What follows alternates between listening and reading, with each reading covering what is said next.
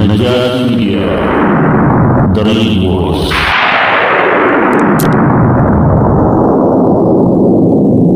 صاحي جمالي جمالي يلا ينسقى جمالي جمالي قنبارنا وجمالي جمالي يعني نقع جمالي جمالي انجمنم جمالي جمالي سندوشي وجمالي جمالي عينور. بسم الله الرحمن الرحيم الحمد لله رب العالمين كبراتنا كبرات የነጃሺ ሚዲያ ቤተሰቦች እንደምን አመሻችሁ። የረህማኑ ሰላም እዝነትና በረከት በእናንተ ላይ ይሁን። ዛሬም እንደተለመደው በሳምንታዊ ፕሮግራማችን መንፈሳዊ ጉዞ የታጀበው ምሽትን እናሳልፍ አብረን ተገናኝተናል። ዛሬም የምንዳስሰው ርዕሰ ጉዳያችን ሐጅና ፋይዳው የሚል ነው። ሐጅ ካለፈው ጥፋት ወደ አዲሱ ማንነት የሚደረግ ሽግግር ነው። ዛሬ ኡስታዞቻችን ጋር በመሆን የሐጅን ቁርአናዊ ፋይዳ እንደዚሁም ደግሞ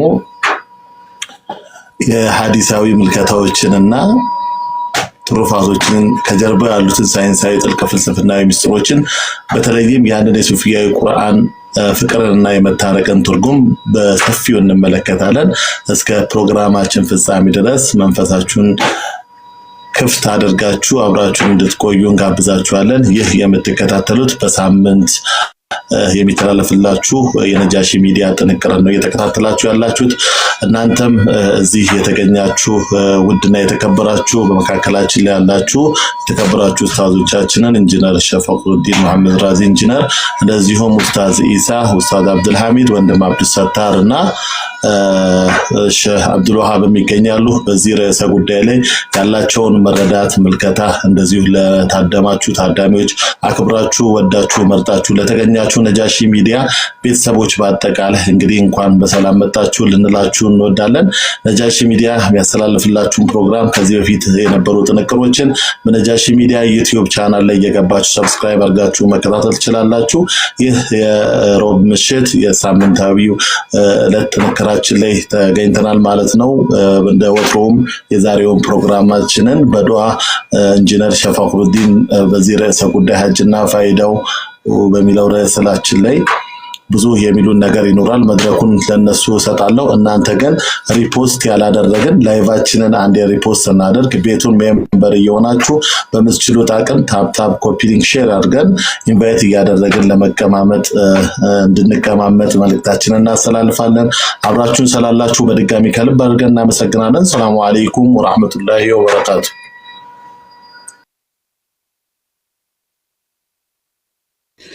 ባረከላሁ ፊኩም ውድ ወንድሞችና እህቶች እዚህ ያላችሁ ኡስታዞች ሼህ አብዱል ወሃብ፣ ኡስታዝ ኢሳ እንዲሁም ደግሞ ሼህ ኡስታዝ አብዱል ሐሚድ እንዲሁም ኡስታዝ አብዱ ሰታር እና ወንድማሽ አብዱ ቂያማም ሌሎቻችሁም በሽርና ዘቡራን ሁላችሁንም ሰላም አለይኩም ወራህመቱላሂ ተዓላ ወበረካቱ ማለት ፈልጋለሁ። ኢንሻአላህ በመቀጠል ያው ርዕሱ ሰፊ የሆነ ርዕስ ነው። ወላኪን ግን ያው በቢስሚላሂር ረህማኒር ረሂም ጀምረን በዱዓ እንጀምራለን ማለት ነው እና ቢስሚላሂር ረህማኒር ረሂም اللهم تقبل منا صلاتنا ودعاءنا واستغفارنا واقض لنا حوائجنا ويسر لنا امورنا وافتح لنا فتوح العارفين وامدنا بامداد الاولياء والصالحين. اللهم انا نسالك ان تجعلنا من اوليائك والصالحين يا ارحم الراحمين. اللهم انا نسالناك كما امرتنا فاستجب لنا دعاءنا كما وعدتنا برحمه منك يا ارحم الراحمين. واحفظنا ما يخاف علينا من كل بلاء ومن كل ذي شر انت اخذ بناصيتي واحسن لنا ختامنا كما احسنت ختام عبادك الصالحين يا ارحم الراحمين. اللهم امين امين.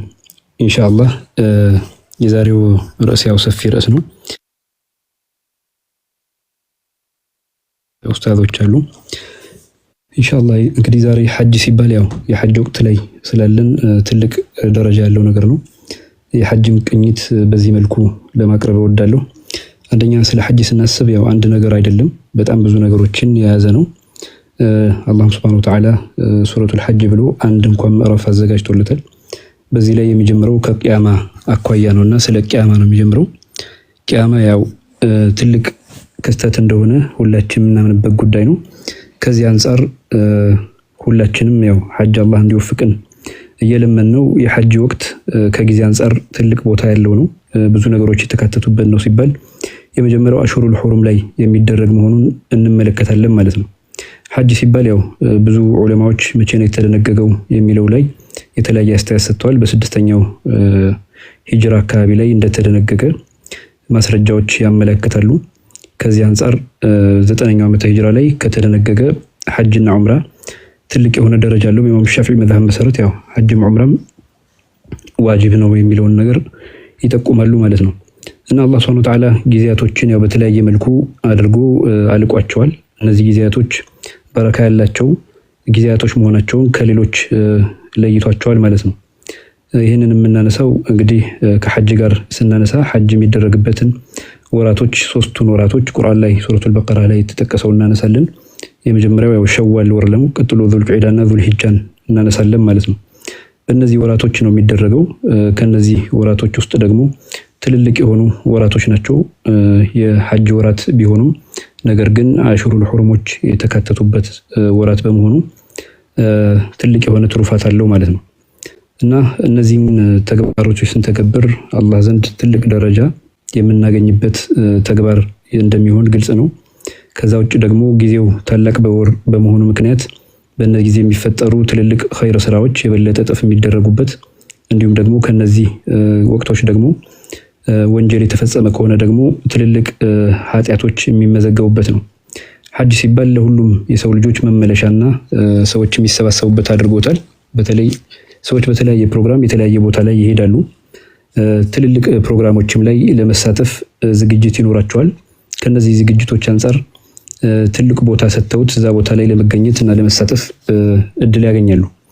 ነገር ግን አላህ ሱብሓነሁ ወተዓላ ይህንን ካዕባ የሚባለውን ትልቅ የሆነ ደረጃ ያለው አድርጎ ነው አላህ ሱብሓነሁ ወተዓላ የገለጸው። ከዚህም አንፃር አላህ ሱብሓነሁ ወተዓላ የተለያዩ ሱራዎች ላይ ሲያስቀምጥልን ምንድነው ያስቀመጠው? በአጠቃላይ እነዚህ ካዕባ ተብለው የምንጠራው ወይም ደግሞ የሁላችን ቂብላ ከመሆኑ አኳያ ሁላችንም ወደዛ ከመዞራችን አኳያ አሁን በምናየው ምልክቶች ናቸው። እነዚህ ምልክቶች ሁሉም ሰው ፀሐይን ምልክት አድርጎ ቀን እንደሚቆጥረው ሁሉ ቂብላን ደግሞ ሶላትን ደግሞ አቅጣጫውን ወደ ካዕባ ያደርጋል ማለት ነው። ነገር ግን ሐጅ የሚያደርግ ሰው ቦታው ላይ የመገኘት እድል ይኖረዋልና ይህም ራሱ በጣም በሚገርም ሁኔታ ትልቅ የሆነ እድል ነው ማለት ነው። አላህ ሱብሓነሁ ወተዓላ ለዛ ነው ወጀዐለ አላሁ አልከዕበተል በይተል ሐራመ ቂያመን ሊናስ ብሎ የተናገረው። ስለዚህ ለሰዎች እንደ ሁላቸው የሚገኙበት መሰባሰቢያ ሁላቸውም ለአላህን ለማምለክ የሚቋቋሙበት አድርጎታል አላህ ሱብሓነሁ ወተዓላ ይላል ማለት ነው። ስለ ካዕባ ትሩፋት ስንነጋገር ብዙ ነገሮችን ማንሳት ይቻላል። ከዚህም በፊት ትልልቅ አንቢያዎችን ቤቴን እንዲያጸዱ ብሎ ለአምልኮ ዝግጅት እንዲያደርጉ የገለጸበትም ሱራዎችን እንመለከታለን እናገኛለን ማለት ነው። እና ካዕባ ሲባል ያው ብዙ ነገሮችን ያካተተ ነው። የመጀመሪያው ሐጀረል አስወድን ማንሳት ይቻላል። እንዲሁም ደግሞ የመጀመሪያው ጥንታዊ ቤት ብሎ አላህ ሱብሓነሁ ወተዓላ ሲጠቅሰው ሐጀረል አስወድ ያው ከሰማይ የመጣ መሆኑን ከጀነት የወረደ ለመሆኑ ብዙ ማስረጃዎች ይጠቀሳሉ። ከዚህ አንፃር ከወንጀል አኳያ ቢጠቁርም ወላኪን ግን አላህ ሱብሓነሁ ወተዓላ ያው ምልክት አድርጎት አሁን ድረስ ሰዎች የሚዘይሩት እንዲሁም ደግሞ ሱሐባዎችም ያንን በመዘየር በእሱን ደግሞ በመሳም ቢያንስ እንኳን እጁን በመዘርጋት ወይም ባለው ነገር ጧፍ እያደረገ ማድረግ በሚችለው ሁሉ ወደዛ እንዲጠጋ ምልክት የተሰጠበት የሆነ አንዱ ታላቅ ቦታ ነው። ከዛም አኳያ ቦታው ላይ ሰው ሲገኝ መዲና መስጂድና እንዲሁም ደግሞ መካ መስጂድ ላይ ይገኛል ማለት ነው። መስጂድ አልሐራም ላይ ሶላቱ በ100 ሺህ እጥፍ የሚገኝበት ትሩፋት ያለው ነው። ስለዚህ አንድ ሰው ለሐጅ ሲሄድ እነዚህን በ100 ሺህ እጥፍ ያለውን ትሩፋት ያገኛል ማለት ነው። መዲና ላይ ሲሆን ደግሞ ያው 1000 ሶላቶች ይኖራሉ። ነብያችንም አለይሂ ሰላቱ ወሰለም ዘይሮ መምጣት እንደሚያስፈልግ ያው ትልልቅ ዑለማዎች ይጠቅሳሉ። አልአዝካር ለኢማም ነወዊ እንደጠቀሱት የነብያችንን መዘየር ደግሞ ቀብራቸው ማለት ነው አስፈላጊ ነው። ይህም ደግሞ ትልቁ የእንግዲህ ሸሪዓ ምልክቶች ተብለው ከሚወሰዱት መካከል አንዱ ተደርጎ ይወሰዳል ማለት ነው። ከዚህ አንፃር ነው ከጊዜም አንፃር እንዲሁም ደግሞ ከቦታም አንፃር ሐጅ ማድረግ ትልቅ ትሩፋት አለው ብለን የምንለው ማለት ነው። ሌሎች ደግሞ ግን ወደ ሸሪዓዊ ማስረጃዎች ደግሞ ስንመለስ ብዙ ነገሮችን እናገኛለን። በተለይ ስለ ሐጅ ብዙ ነገሮች ተብለዋል። የተለያዩ ኩቱቦችም ላይ ሐጅ ያለው ትሩፋትን በዑለማዎች በኩቱቦቻቸው እንዳሰፈሩ እናውቃለን ማለት ነው። የተወሰኑትን እስኪ እንመልከት ማለት እንችላለን። እንደሚታወቀው ሁሉም ሰው የሚመኘው ሐጅል መብሩር የሚባል ነገር ነው፣ ወይም ደግሞ አላህ ዘንድ ተቀባይነት ያለው ሐጅ ነው ሰው የሚመኘው። ስለዚህ የተባሉ ሐዲሶችና ምልከታዎች ምን ምን ናቸው የሚለውን ደግሞ የተወሰኑ ዳሳዎች እናደርጋለን ማለት ነው ኢንሻአላሁ ተዓላ። ስለዚህ በዚህ የሐጅና ትሩፋቱና ፋይዳው ሲባል ቅኝት የምንወስደው ያው ሸሪዓዊ ምልከታዎችን ከማቅረብ አኳያ እንደሆነ ከግምት እንዲገባ እፈልጋለሁ። ሐጅል መብሩርን ሲናገሩ ብዙ ዑለማዎች እንደሚታወቀው ቢልኢጅማዕ ማለት ነው ሶጋኢሮችን ወይም ትንንሽ ወንጀሎችን የሚያስምር ይሆናል ማለት ነው። ስለዚህ ትንንሽ ወንጀሎችን በሁሉም ስምምነት የሚያስምር መሆኑ ግልጽ ነው ማለት ነው። ላኪን ግን ትልልቅ ወንጀሎች ላይ ደግሞ መማር የሚባለው ላይ ኢብን ሐጀር አልአስቀላኒ ይህንን ይጠቅሳሉ። ትልልቅ ወንጀሎችን ማብሮ የሚያስምር ነገር እንዳለው ያውሳሉ። ሌሎች ዑለማዎች ደግሞ ያ ነገር ይከጀላል ብለው የሚጠቅሷሉ ማለት ነው። ከዚህ አንፃር በተለይ ሐጅ ያደረገ ሰው አልሐጁ يكفر ما بينه وبين الحج الذي قبله በተለይ አንድ ሐጅ ቀጥሎ ደግሞ ሁለተኛ ሐጅ በሚያደርግበት ሰዓት በመካከላቸው ያለውን ወንጀል አላህ ይሰርይለታል ወይም ደግሞ ይሰርዝለታል ማለት ነው። ሌላው ደግሞ ነብያችን አለይሂ ሰላቱ ወሰለም ካስተላለፉት ሐዲስ አንፃር የምናየው ምንድነው አማ ቀውሉ ሰለላሁ ዐለይሂ ወሰለም ታቢዑ በይነ الحج والعمرة فإنهما ينفيان الفقر والذنوب كما ينفي الكير خبث الحديد والذهب والفضة وليس للحجة المبرورة ثواب إلا الجنة إلى على ما رواه أحمد والترمذي والنسائي عن ابن مسعود ማለት ነው። በዚህ ሐዲስ ምን ይላሉ? ሐጅና ዑምራን ተከታተሉ፣ በሐጅና በዑምራ መካከል አከታተላችሁ አድርጉ ብሏል ነብያችን። ትሩፋታቸውን ደግሞ ሲያስቀምጡ ከዱንያ አኳያ فإنهما ينفيان الفقر ድህነትን ያስወግዳሉ አሉ። والذنوب ኃጢአትንም ማለት ነው። كما ينفي الكير خبث الحديد ልክ ወናፍ ብረት ሰሪዎች የሚሰሩት ማለት ነው በብረቱ ላይ ያለውን መጥፎ ብረቱ ጋር የተጣመረውን خبث ተብሎ የሚጠራውን ከብረቱ ጽዳጅ የሚወጣውን ቆሻሻ ማለት ነው ልክ እንደሚያስወግዱት እንዲሁም والذهب والفضة ወርቅና ብርም ላይ እንደዛ እንደሚፈጠረው ማለት ነው። وليس للحجة المبرورة አላህ ዘንድ ተቀባይነት ያለው ሐጅ ማለትም አንድም ረፈትም ሆነ ፍሱቅ የሌለበት ማለት ነው። ወይም ደግሞ ሰውን ዝቅ የሚያደርግ ብልግና ያለው ንግግር ሳይናገርና የአላህን ድንበር ሳያልፍ የፈጸመው ከሆነ ثواب إلى الجنة ጀነት እንጂ ሌላ ምንዳ የለውም ብለው ነብያችን አለይሂ ሰላቱ ወሰለም ገልጸዋል ማለት ነው። ከዚህ አኳያ ስናየው ትልቅ የሆነ ደረጃ ያለው ስለመሆኑ ምንም የሚያጠራጥር ጉዳይ አይደለም ማለት ነው። ነብያችን አለይሂ ሰላቱ ወሰለም በብዙ የሐዲስ ምልከታዎች ላይ ስናገኝ ብዙ ደረጃዎችን አስቀምጠዋል። በተለይ ስለ ሐጅና ስለ ዑምራ ራሳቸው በሐጅ በህይወታቸው አንድ እንኳን ሐጅ ቢያደርጉም በህይወታቸው አንድ ሐጅ ቢያደርጉም 9 ደግሞ ዑምራ ቢያደርጉም ወላኪን ግን ደረጃዎቹን በብዙ መልኩ አስቀምጠውት እናገኛለን። እነዚህን የተወሰኑትን እያየን እንሄዳለን ማለት ነው ኢንሻአላሁ ተዓላ። ትልልቅ ዑለማዎች በዚህ ጉዳይ ላይ ያው ሰፊ የሆኑ ምልከታዎች አሏቸው። ወላኪን ያው የተወሰኑትን ብቻ ለማንሳት እሞክራለሁ ማለት ነው።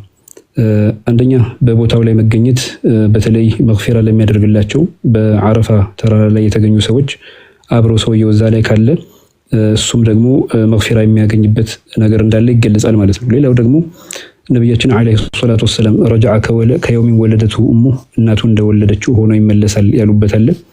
ኢብን ሐጀር እንዳስቀመጠው ዛሂሩ ጉፍራኑ ሶጋኢር ወልከባኢር ወተቢዓት አሉ። የሰውን የወነጀሉን ወንጀል የዘለመውንም ትልልቅ ወንጀሎችንም ሆነ ሶጋኢሮችን ዛሂሩ ሐዲሱ ያሳያል የሚል ምልከታ አላቸው። ወላኪን ግን ሌሎች ዑለማዎች ደግሞ እነ ሙላ አልዩል ቃሪ የመሳሰሉት ደግሞ አጠቃላይ ምንድነው ያሉት መዛሊሞችን ግን አያካትትም። ፈስቱጂበ ለሁ ኢላ ፊ ዲማኢ ወልዙልም ወልዛሊም አሉ። በዚህ ቦታ ላይ ከሰውየው ከተገኘ ዱዓ ካደረገ በአረፋ ተራራ ላይ ቆሞ ማለት ነው ሰዎችን የበደላቸው ብቻ ሲቀሩ ሌሎቹ ተቀባይነት ያገኝለታል የሚል ነገር ደግሞ ይናገራሉ ማለት ነው። ሌላው ደግሞ ሐዲስ የሚያመለክተው ምንድነው من حج عن ميت كتب عن الميت وكتب للحج براءة من النار የሚል ሐዲስ ደግሞ እናገኛለን። في ما رواه الديلمي አንድ ሰው ሐጅ ካደረገ ለሞተ ሰው ማለት ነው ለሱም ደግሞ ለሞተ ሰውም ለሱም ከእሳት ነፃ መውጣትን ይጻፍለታል ይላሉ ማለት ነው። ይሄም ደግሞ ኢንባቢ ተርጊብ ነው። ሰዎች በደንብ ለሌላም ሰው ለብቻቸው ሳይሆን ለሌላም ሰው በማድረጋቸው ትልቅ ትሩፋት የሚያገኙበት ሆኖ ይገኛል ማለት ነው። ሌላ ደግሞ አንዳንድ ምልክታዎች አሉ። መላእክት ራሱ የተወሰኑ ሰዎችን የሚያገኛቸውም እንዳለ የሚጠቆምበት ደግሞ አለ ማለት ነው። ከዚህ ውጭ ደግሞ ኢነ ዑማረ በይቲላሂ ሁም አህሉላህ የሚል ደግሞ አለ። በካዕባን በማያያዝ የአላህን ቤት በደንብ አድርገው ያሳመሩ ሰዎች በዒባዳም ሊሆኑ ይችላሉ። እነሱ የአላህ ሰዎች ናቸው ተብለው ይወሰዳሉ ማለት ነው። ልክ ቁርአን ላይ አህሉል ቁርአን አህሉላህ ወኻሰቱሁ እንደተባለው እነሱም በዛ ውስጥ የሚገኙ ይሆናል ማለት ነው። ሌላው ደግሞ ነብያችን አለይሂ ሰላቱ ወሰለም ሐጅ ትልልቅ የሆኑ ሰዋቦች እንዳሉት ከገለጹ መካከል ወንጀሎችን የሚያስምር ስለመሆኑ ነው። ይህ ብቻ ደግሞ አይደለም። من اضحى يوما ملبيا حتى غربت الشمس غربت بذنوبه فعاد كما ولدته امه የሚል አለ። فيما رواه احمد في مسنده እንዲሁም አቡ ዳውድ የዘገቡት ሐዲስ ነው። ሰውየው የነጋ ከሆነ በሙሉ ቀን የቆየ ከሆነ ለበይክ አላሁመ ለበይክ እያለ ማለት ነው ፀሐይ እስከምትገባ ድረስ ልክ ፀሐይ በገባችው ልክ ወንጀሉን በዛው መልኩ እናቱ እንደወለደችው ሆኖ ይመለሳል የሚል እናገኛለን ማለት ነው። ይህም ደግሞ ትልልቅ ወንጀሎችን ሳይሆን ያው ትንሽ ወንጀሎችን በኢጅማዕ ማለት ነው የሚያስወግድለት መሆኑን እንረዳለን። ሌላው ደግሞ መን ሐጀ ፈለም የርፉት ወለም የፍሱቅ ረጃዐ ከየውሚን ወለደቱ ኡሙሁ ይላል ፊማ ረዋሁ አልቡኻሪ።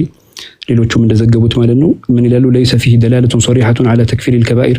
አንዳንድ ዑለማዎች እንዳሉት ከባኢሮቹን አይመለከትም። ወላኪን ግን ሰውየው ከንግግር አኳያ ብልግና ያለው ንግግር ካልተናገረ እንዲሁም ደግሞ የአላህን ድንበር ያልጣሰ ከሆነ ሰውየው እንደ እናቱ እንደወለደችው ሆኖ ይመለሳል የሚል ንግግር እናገኛለን ማለት ነው።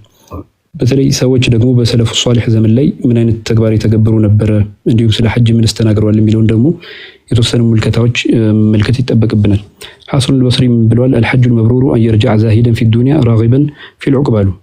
ተቀባይነት አላህ ዘንድ ተቀባይነት ያለው ሐጅ ብሎ ማለት ምንድነው? ሰውየው ከዱንያ ዛሂድ ሆኖ መመለሱና እንዲሁም ደግሞ መጨረሻ ላይ አኺራ ላይ የሚኖረውን ፍጻሜ እሱን ፈልጎ ሲሄድ ነው የሚል ምልከታ ያስቀምጣሉ ማለት ነው። በዚህ አይነት መልኩ ነበር ሐጅ ሲያደርጉ የነበረው ብለን እንገነዘባለን። የዑለማዎች በፊት የነበሩ ሰለፉ ሷሊህ የሚያደርጉትን ሐጅ ሁኔታ ማለት ነው።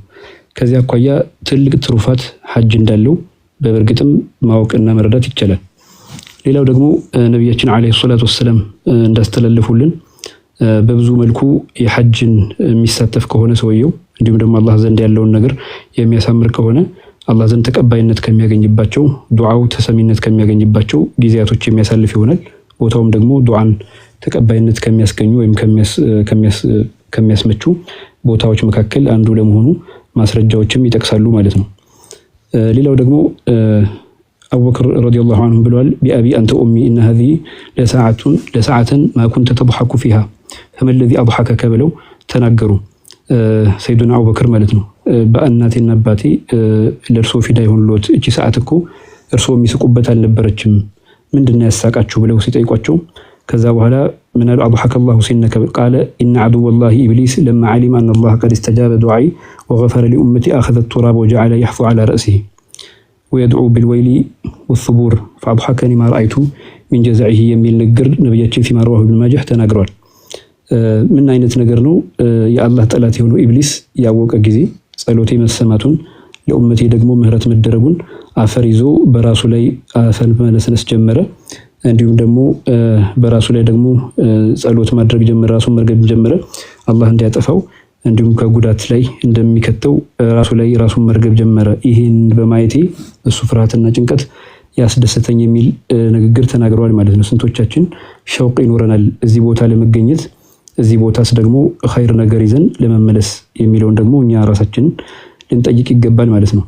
ሌላው ደግሞ አንዳንድ ከተላለፉት ነገሮች መካከል ኢነላህ ዐዘ ወጀል ቀድ ገፈረ ሊአህሊ ዓረፋት ተራራ ላይ ለሚገኙ ሰዎች አላህ በእርግጥ ምህረት ያደርግላቸዋል። ወአህሊል መሽዓር እንዲሁም ደግሞ ሙዝደሊፋና ሌሎቹ ቦታዎች ላይም የሚገኙትንም አላህ ምህረት ያደርግላቸዋል። ወضمن عنهم التبعات እንዲሁም ደግሞ ሰዎች የበደሉትን እንኳን አንዳንድ ተቢዓት እንኳን ቢኖራቸው ያው መጨረሻው ኸይር ነገር ከሰሩ ምላሹ ኸይር እንደሚሆን ከአላህ ዘንድ ዋስትና የሰጠበት ነው ይላሉ ማለት ነው። ሌላው ደግሞ ሰይዱና ዑመር ኢብኑ ኸጣብ ባሉት ማን ያ ረሱላህ አሏቸው هذا لنا خاصة እኛ ለኛ ኡመት ብቻ ነው ይሄ ኻስ የሆነው ወይስ ለኛ በአሁኑ ዘመን ላለ ነው ብለው ሲጠይቋቸው قال هذا لكم ولمن أتى بعدكم إلى يوم القيامة ይሄ ለእናንተና ከእናንተ በኋላ ለሚመጡትም ያለው ትልቅ ልዩነት ትልቅ ደረጃ ነው አላቸው። فقال سيدنا عمر ምን አሉ? كثر خير ربنا وطاب ምንኛ የጌታችን መልካም ችሮታው በዛ ምንኛ ሳማረ ብለው እሳቸውም ደግሞ በዚህ አገላለጽ ገለጹ ማለት ነው። ስለዚህ ሱሐባዎችና ሌሎች ያላቸው መልከታ ትልልቅ ትሩፋት ማስገኘቱን ነው የምናየው። ከዚህም ውጭ ደግሞ በጣም በሚገርም ሁኔታ ብዙ ሰዎች እዛ ቦታ ላይ ይሰባሰባሉ። ምን አይነት ሰዎች ይሰባሰባሉ? ስለነሱስ ምን የተባላለ ዑለማው ሰለፍስ ምን አሉ የሚለውን ነገር እንመለከታለን ማለት ነው። በተለይ እዛ ቦታ ላይ የሚገኙ ሰዎች ይኖራሉ ከተለያየ ፍላጎትና ሐሳብ አንፃር። እነዚህ ሰዎችስ ምን አይነት ነገር ነው በእነሱ ላይ ያለባቸው የሚለውን ማየት ተገቢ ነው። ምክንያቱም አንዳንድ ነጋዴዎች ያው ለንግድ ብለው እዛ ቦታ ላይ ይገኛሉ። ከዚህ ንግዳቸው አንፃር ምን አይነት ነገር ይኖርባቸዋል? ለንግድስ ብለው እዛ ቦታ ላይ መገኘት ይችላል ወይ የሚል ነገር ማየት ይጠበቅብናል። ምን ይላሉ? በአንዳንድ ሪዋያ ላይ من خرج يؤم هذا البيت بكسب حرام شخص في غير طاعة الله ይላሉ። فإذا بعث راحلته قال لبيك اللهم لبيك ناداه مناد من السماء لا لبيك ولا سعدك የሚል ከስቡ ከሐራሙን ይባላል። አንድ ሰው በሐራም ነገሮችን ወስዶ ዒባዳ ለማድረግ ወደ ሐጅ የሚያደርግ ከሆነ ምን ይሏል? ለበይክ اللهم ለበይክ ብሎ ሲጠራ ከሰማይ ተጣሪ ይጠራና ላ ለበይክ ወላ ሰዕደይክ ብሎ ይመለስለታል ማለት ነው። ጌታዬ ሆይ አንተን እሺ ታዛዥ ነኝ የሚለውን ንግግር ሲያስቀምጥ አይፈጽሙ አንተ እንደዛ አይደለህም፣ ምክንያቱም ከስቡ ከሐራሙን ወራሂለቱ ከሐራሙን የመጣህበትም መጓጓዣህም በአጠቃላይ ሐራም ነው፣ ወሲያቡ ከሐራሙን የለበስከውም ሐራም ነው ይባላል ማለት ነው። ስለዚህ ትልቅ ነገር እንዳለው በመላእክቶች ምላሽ የሚገኝበት ቦታ ከመሆኑ አኳያ ኸይር ነገር ነይተና አስተካክለን ልንሄድ እንደሚገባ የሚያሳይ ነው ማለት ነው። ሌላው ደግሞ ትልልቅ የሆኑ ዑለማዎች እዛ ቦታ ላይ ከተገኙ በኋላ የሰጡት ምላሽ አለ።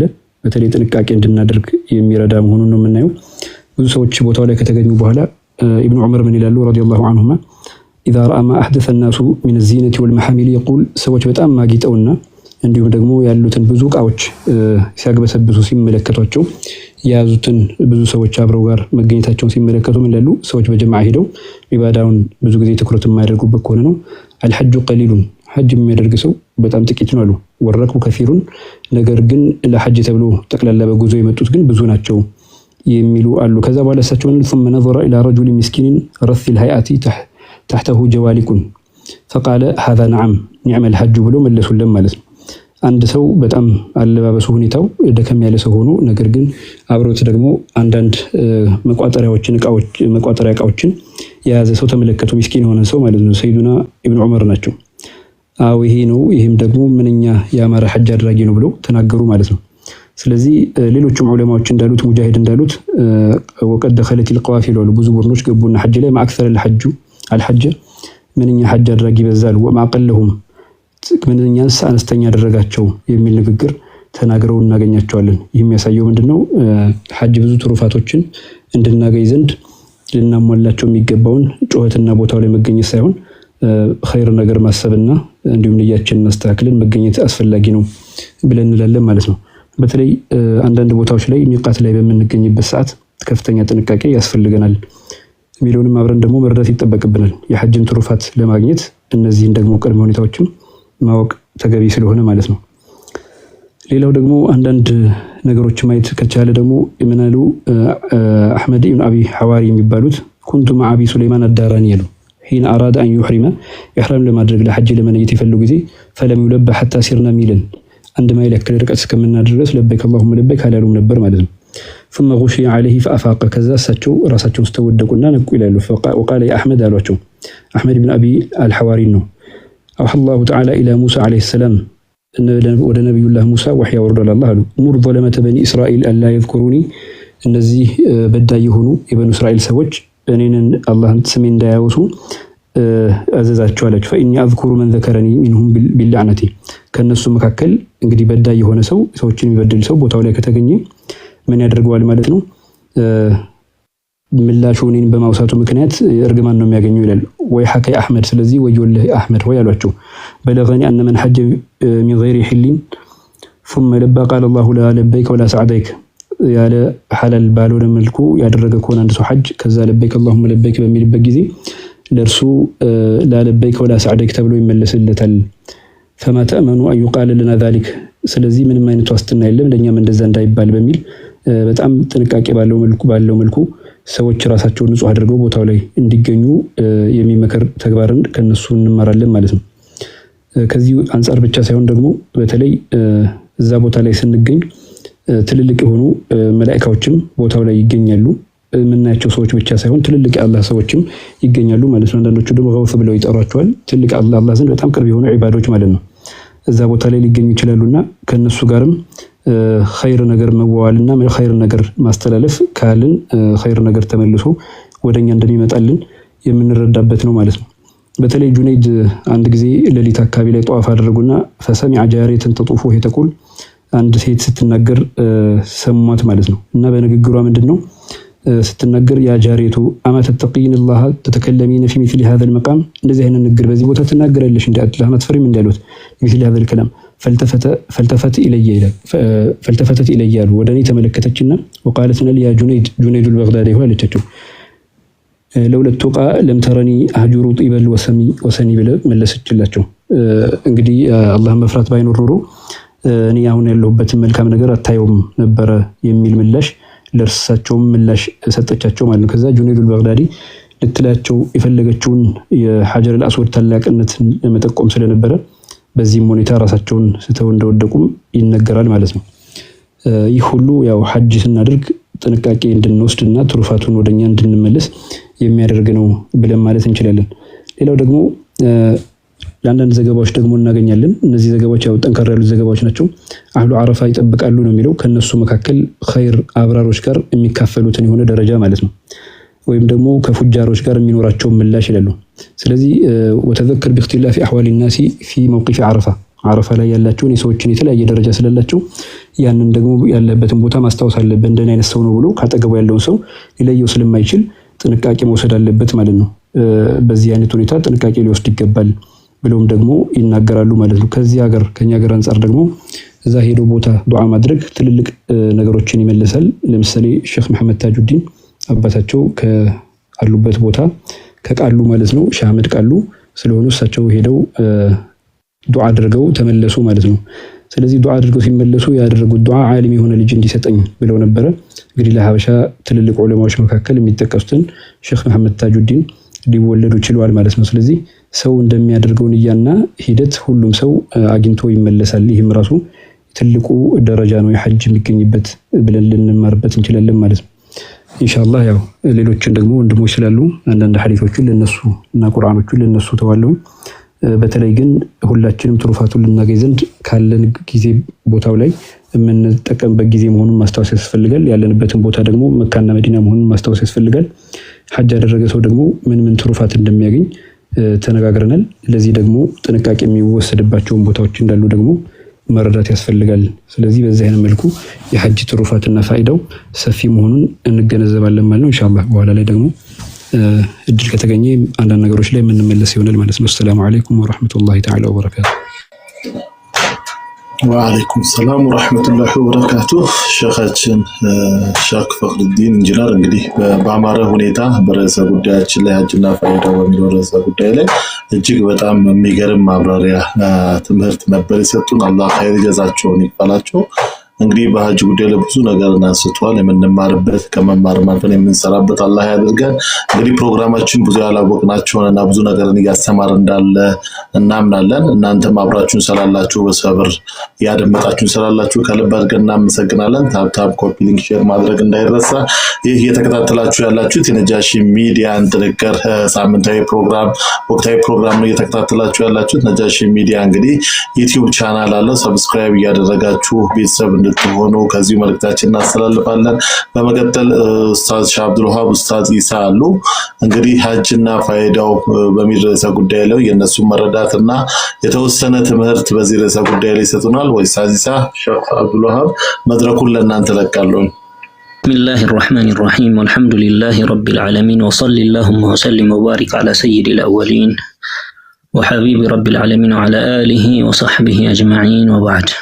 مولانا الشيخ ኢንጂነር ፈኽሩዲን አራዚ ጀዛሁም ላሁ ኸይራን ካፊም ሻፊም የሆነ መልእክትን ነው ያስቀመጡልንና ያው ዚያዳ እንኳን በማያስፈልገው አይነት መልኩ ነው ያስቀመጡልን። እንደው ተበሩከን የተወሰኑ ከላሞችን ለማለት ያህል እንጂ አጠቃለውታል። እና ይህ ሐጅ እንደው በእውነቱ አላህ ጀለ ወዐላ በጣም ትልቅ ጥበብ የአላህ ተባረከ ወተዓላ ትልቅ ጥበብ የሚታይበት የሆነ ስራ ነው። ይህ ቤት አላህ ጀለ ወዐላ አንደኛ ለምድርም ሴንተር ሲሆን ያደረገው ለምእመናንም ሴንተር ነው ያደረገው። አላህ ጀለ ወዐላ በቁርአን ላይ ኢነ አወለ በይቲን ውዲዐ ሊናስ መጀመሪያ የተጠነሰሰ ቤት ማለት መከተል ሙከረማ ነው እና ይህንን ቤት አላህ ጀለ ወዐላ እዛ ቦታ ላይ አስቀምጦታል።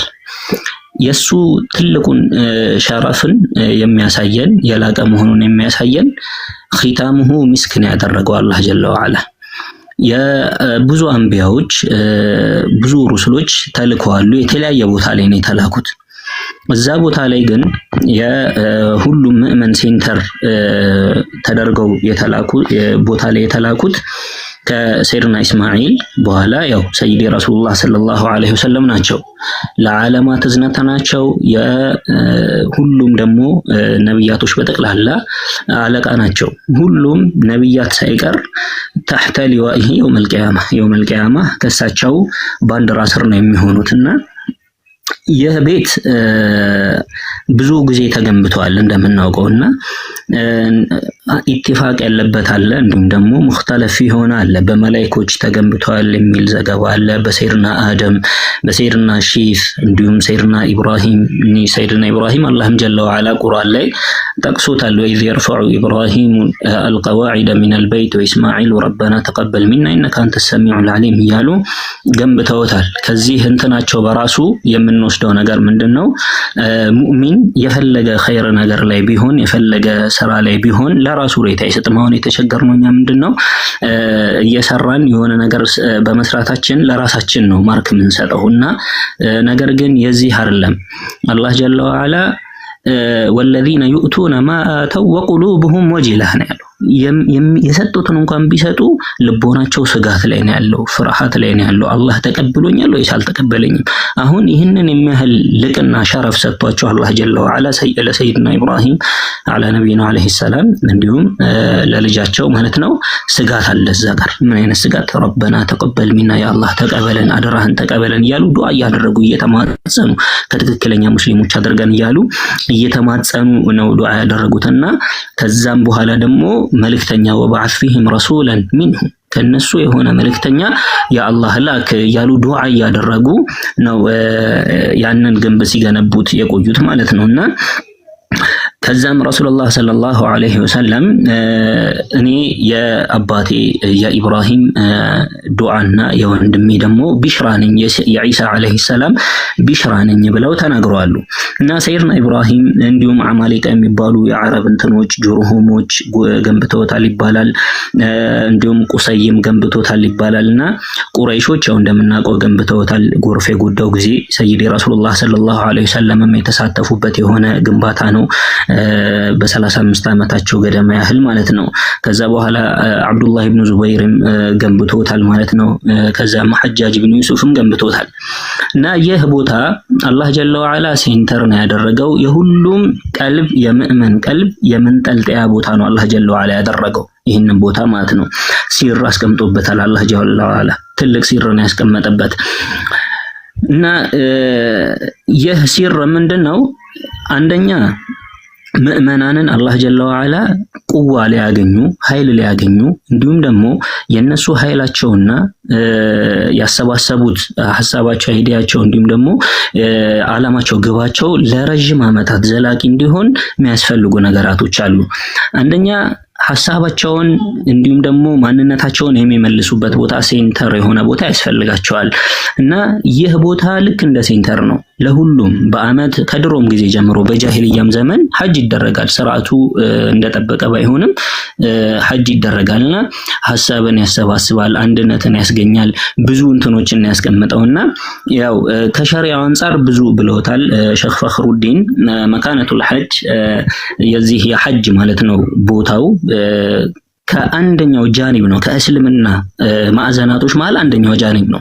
መሰለን አሁን አንድ ቤት ገንብተን ከገነባነው ቤት ላይ አንደኛው ፓርት ክፍት ቢሆን ወይም ግድግዳ ባይኖረው ያንን ቤት ሁላ ብለን ልንሰየመው አንችልም። ስለዚህ ትልቅ ጉዳት ነው የሚያስከትለው። ሐጅ ያለው ቦታ ልክ ያን ያህል ነው። እስልምና ላይ ሐጅ ያለው እንትን ክብደት ያን ያህል ነው። ማለትም አንድ ሰው አቅም እያለው ምንም እንትን እየተመቻቸለት ሑርም ሆኖ አሁን አቅም ሲባል አንዳንዱ የገንዘብ አቅም ይኖረዋል፣ አንዳንዱ ደግሞ ገንዘብ ኖሮት የአቅም ማነስ ወይም ደግሞ የጤንነት ማነስ ይኖረዋል። እሱ ተክቶ ሌላ ሰው አስተክቶ ሐጅ ሊያስደርግ ይችላል። አላ ኩሊን ይህ የእስልምና ማዕዘናት ውስጥ ከአምስቱ የእስልምና ማዕዘናት ውስጥ አንደኛው ነው። እየቻለ ሐጅ ማድረግ እየቻለ ይህ ሰውዬ ሳያደርግ የሄደ ከሆነ ረሱላህ ሰለላሁ ዐለይሂ ወሰለም ከባድ የሆነ ማስጠንቀቂያን ሰጥተዋል። ከፈለገ ነሳራ ከፈለገ አይሁዳ ሆኖ ይሙት እንደፈለገ ይሙት ብለው አስጠንቅቀዋል። ስለዚህ ይህ ሐጅ እስልምና ላይ ትልቅ የሆነ ቦታ ያለው እንዲሁም ደግሞ ከፈራኢዶች መሃል አንደኛው የሆነ ነው። ለሱ ሹሩጦች አሉት፣ መስፈርቶች አሉት፣ ቅድሚያ መሟላት ያለባቸው። ለምን ሐጅ ሲጠቀስ ሐዲስም ላይ ይሁን ቁርአንም ላይ ኢስቲጣዓ አለ፣ መቻል አቅም መኖር ማለት ነው። ያ አቅም ካለ በኋላ ወይም ደግሞ አቅሙ ከተሟላ ነው ሐጁን የሚያደርገው ማለት ነው። ያ ሐጁን ከተሟላ በኋላ አላህ ጀለ ወዐላ ያንን ከቦታል። ሚቃቶች አሉት፣ ለሁለት ሚቃት አለው ዘመን ማለት ነው። የቦታ ኬላ አለው፣ እንዲሁም የዘመን ኬላዎች አሉት። የዘመን ኬላዎችን ቅድም ጠቅሰውታል። ከሸዋል አንስቶ እስከ ዙልሂጃ 10ቱ ቀናቶች እስከዛ ድረስ የሚያበቃ ነው። የቦታ ኬላዎች የሚባሉ አሉ። ዙልሁለይፋ የሚባል ቦታ አለ። ዙልሁለይፋ መዲና አካባቢ ያሉ ሰዎች ሲያልፉ ልክ እዛ ዙልሁለይፋ አካባቢ ያሉ ሰዎች እዛ ቦታ ላይ ሲደርሱ ነው ነይተው የሚያልፉትና ጁህፋም የሚባል ቦታ ደግሞ ለሻም አካባቢ ሻም እንዲ ፍልስጤም፣ ኦርዱን እንዲሁም ደግሞ ሉብናን ምናምን አካባቢ የተወሰኑ ሀገራቶችን ያቀፈች ቦታ ነች። ግብጽም ከዛ በኩል በጁህፋ ነው ነይተው የሚሄዱት ማለት ነው። እንዲሁም ደግሞ የለምለም የሚባል ቦታ አለ። የለምለም ያው እኛም የምንነይተው እዛ አካባቢ ላይ ስንደርስ ነው። የለምለም አካባቢ ላይ ስንደርስ የየመን እና በእነሱ ኢትጃህ የሚሄድ ሰው በዛ በኩል ነው የለምለም ቦታ ላይ ነይቶ ነው የሚሄደውና ቀርኑል መናዚል ያው ለቆላማው አካባቢ ለነጅዱ እዛ አካባቢ ላይ ላሉ ሰዎች እዛ ለክ ሲደርሱ ነይተው ይሄዳሉና እዛ ቦታ ላይ እያንዳንዱ ሰው አላህ ጀለ ወዐላ ሁሉም በአንድ በተመሳሳይ አይነት ሁኔታ እንዲሰባሰብ አድርጎታል። ተመሳሳይ የሆነ አለባበስ ሁሉም የሚለብሰው ወንድ የተባለ በጠቅላላ ሀብታምም ይሁን ድሃ፣ አረብም ይሁን አጀሙ በጠቅላላ ተመሳሳይ የሆነ አለባበስ እንዲለብስ ግዴታ የሆነ መርህ እንትን ተብሏል። ያ ምንን ያሳየናል ካልን እያንዳንዱ ሰው መላ ፍጡር የተባለ በጠቅላላ እዛ ቦታ ላይ የአላህ ጀለ ወዐላ አሁን ዱንያ በጠቅላላ እንደ ሳምፕል ነው የምናያት እንደ ሞዴል ናትና ሐቂቃው አኸራ ላይ ነው ያለው እና መላው ይህ ፍጥረታት በጠቅላላ ዩኒቨርሱ የአላህ ጀለ ወዐላ ሙልክ ነው።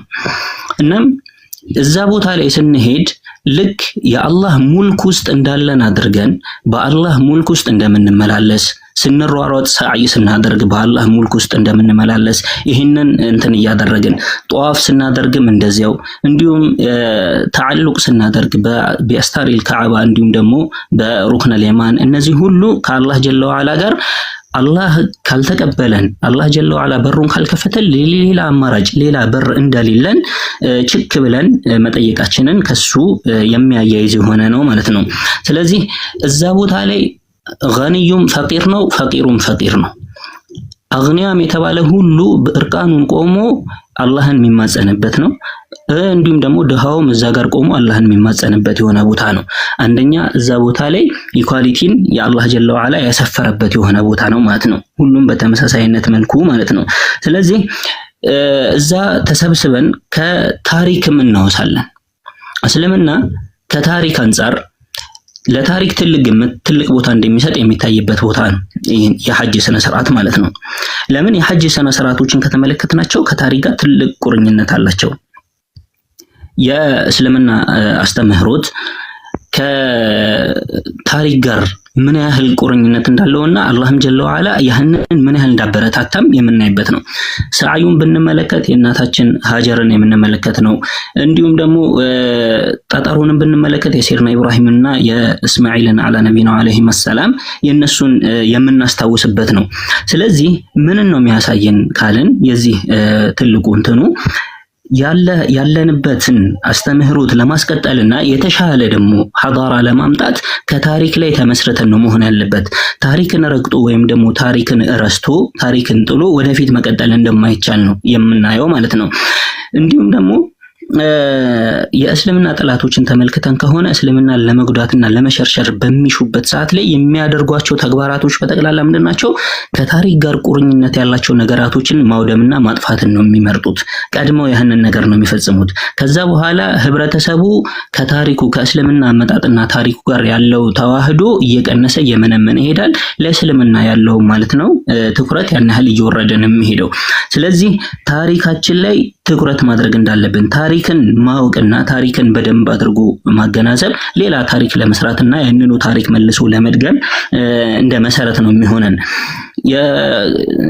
የእስልምና ጠላት ከውስጥም የሆኑ ከውጪ ለምሳሌ የተላለቁ ዑለማዎችን የሰይድ ኢማም አቢል ሐሰን አልአሽዓሪን ካስታወስን ስንት ኪታባቸውን ነው እኛ እጅ ላይ እንዳይደርስ የተደረገው በማቃጠል ማለት ነው።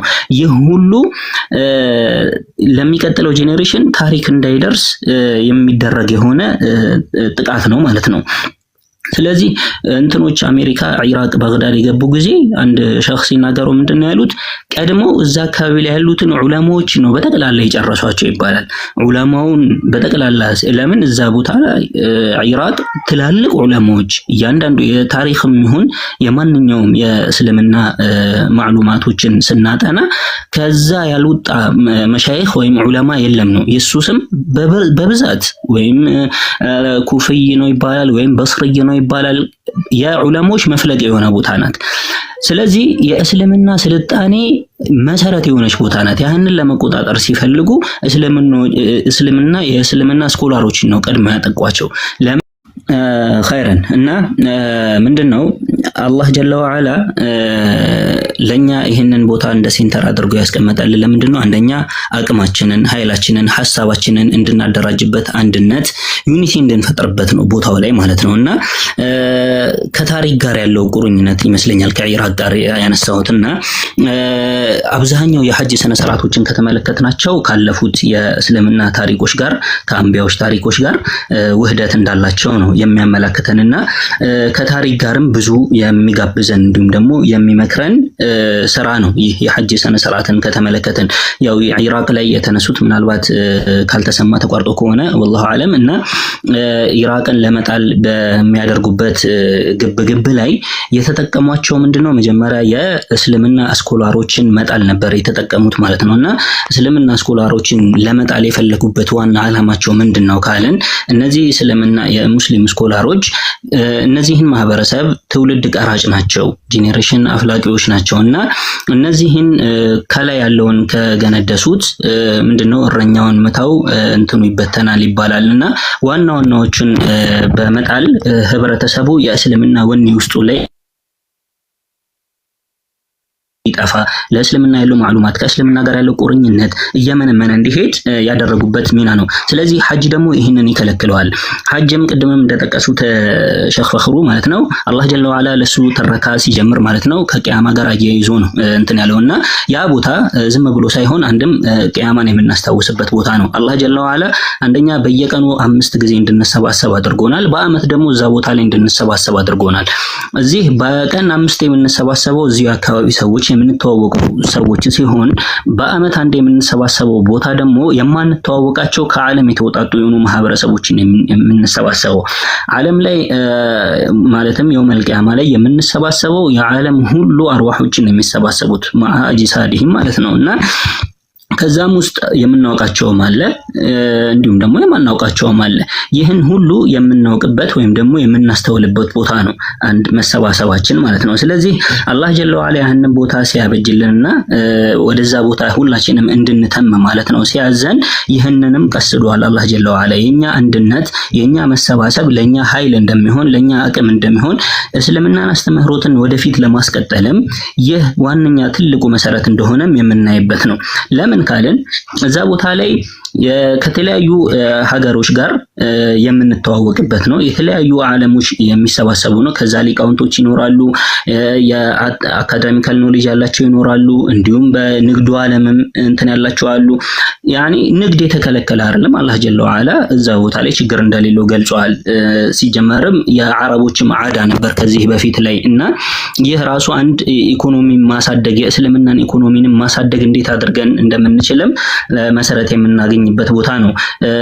በድሮ ጊዜ ተለምዶ ነበራቸው ዑካዝ የሚባል እንዲሁም ዙል መጃዝ የሚባል የሱቅ የገበያ ቦታዎች ማለት ነው። እንዲሁም መጂናህ የሚባል የሱቅ ቦታዎች አሏቸውና እነዚህ ጣይፍ ላይ ያለ የመጀመሪያው ዑካዝ የሚባለው ትልቁ ዋነኛው ነውና እዛ ቦታ ላይ ዙልቃዕዳ ላይ ይሰባሰባሉ እስከ 20ኛው ቀን ድረስ ማለት ነው። እስከ 20ኛው ቀን ድረስ እዛ ቦታ ላይ ተሰባስበው ተገበያይተው ምን ብለው ከዛ ቦታ ላይ መገበያየት ብቻ አይደለም፣ አንዱ ያለውን የግጥም አይነት ያወጣል፣ አንዱ ኹጥባውን ያስተዋውቃል፣ እርስ በርስ ምንን ይማማራል፣ ዕውቀትን ይለዋወጣል ማለት ነው። ብዙ ዕውቀቶችን ተለዋውጠው ከዛ በኋላ ደግሞ የሚቀጥለው መረ ظهራን አካባቢ ላይ ደግሞ ያለች 10ዋን ቀን ደግሞ እዛ ቦታ ላይ አሳልፈው ከዛ ነው ዙል መጃዝ ሲቀርቡ ወይም ተዓረፋ አካባቢ ላይ አቅራቢያ ያለች የሱቅ ቦታቸው ነች።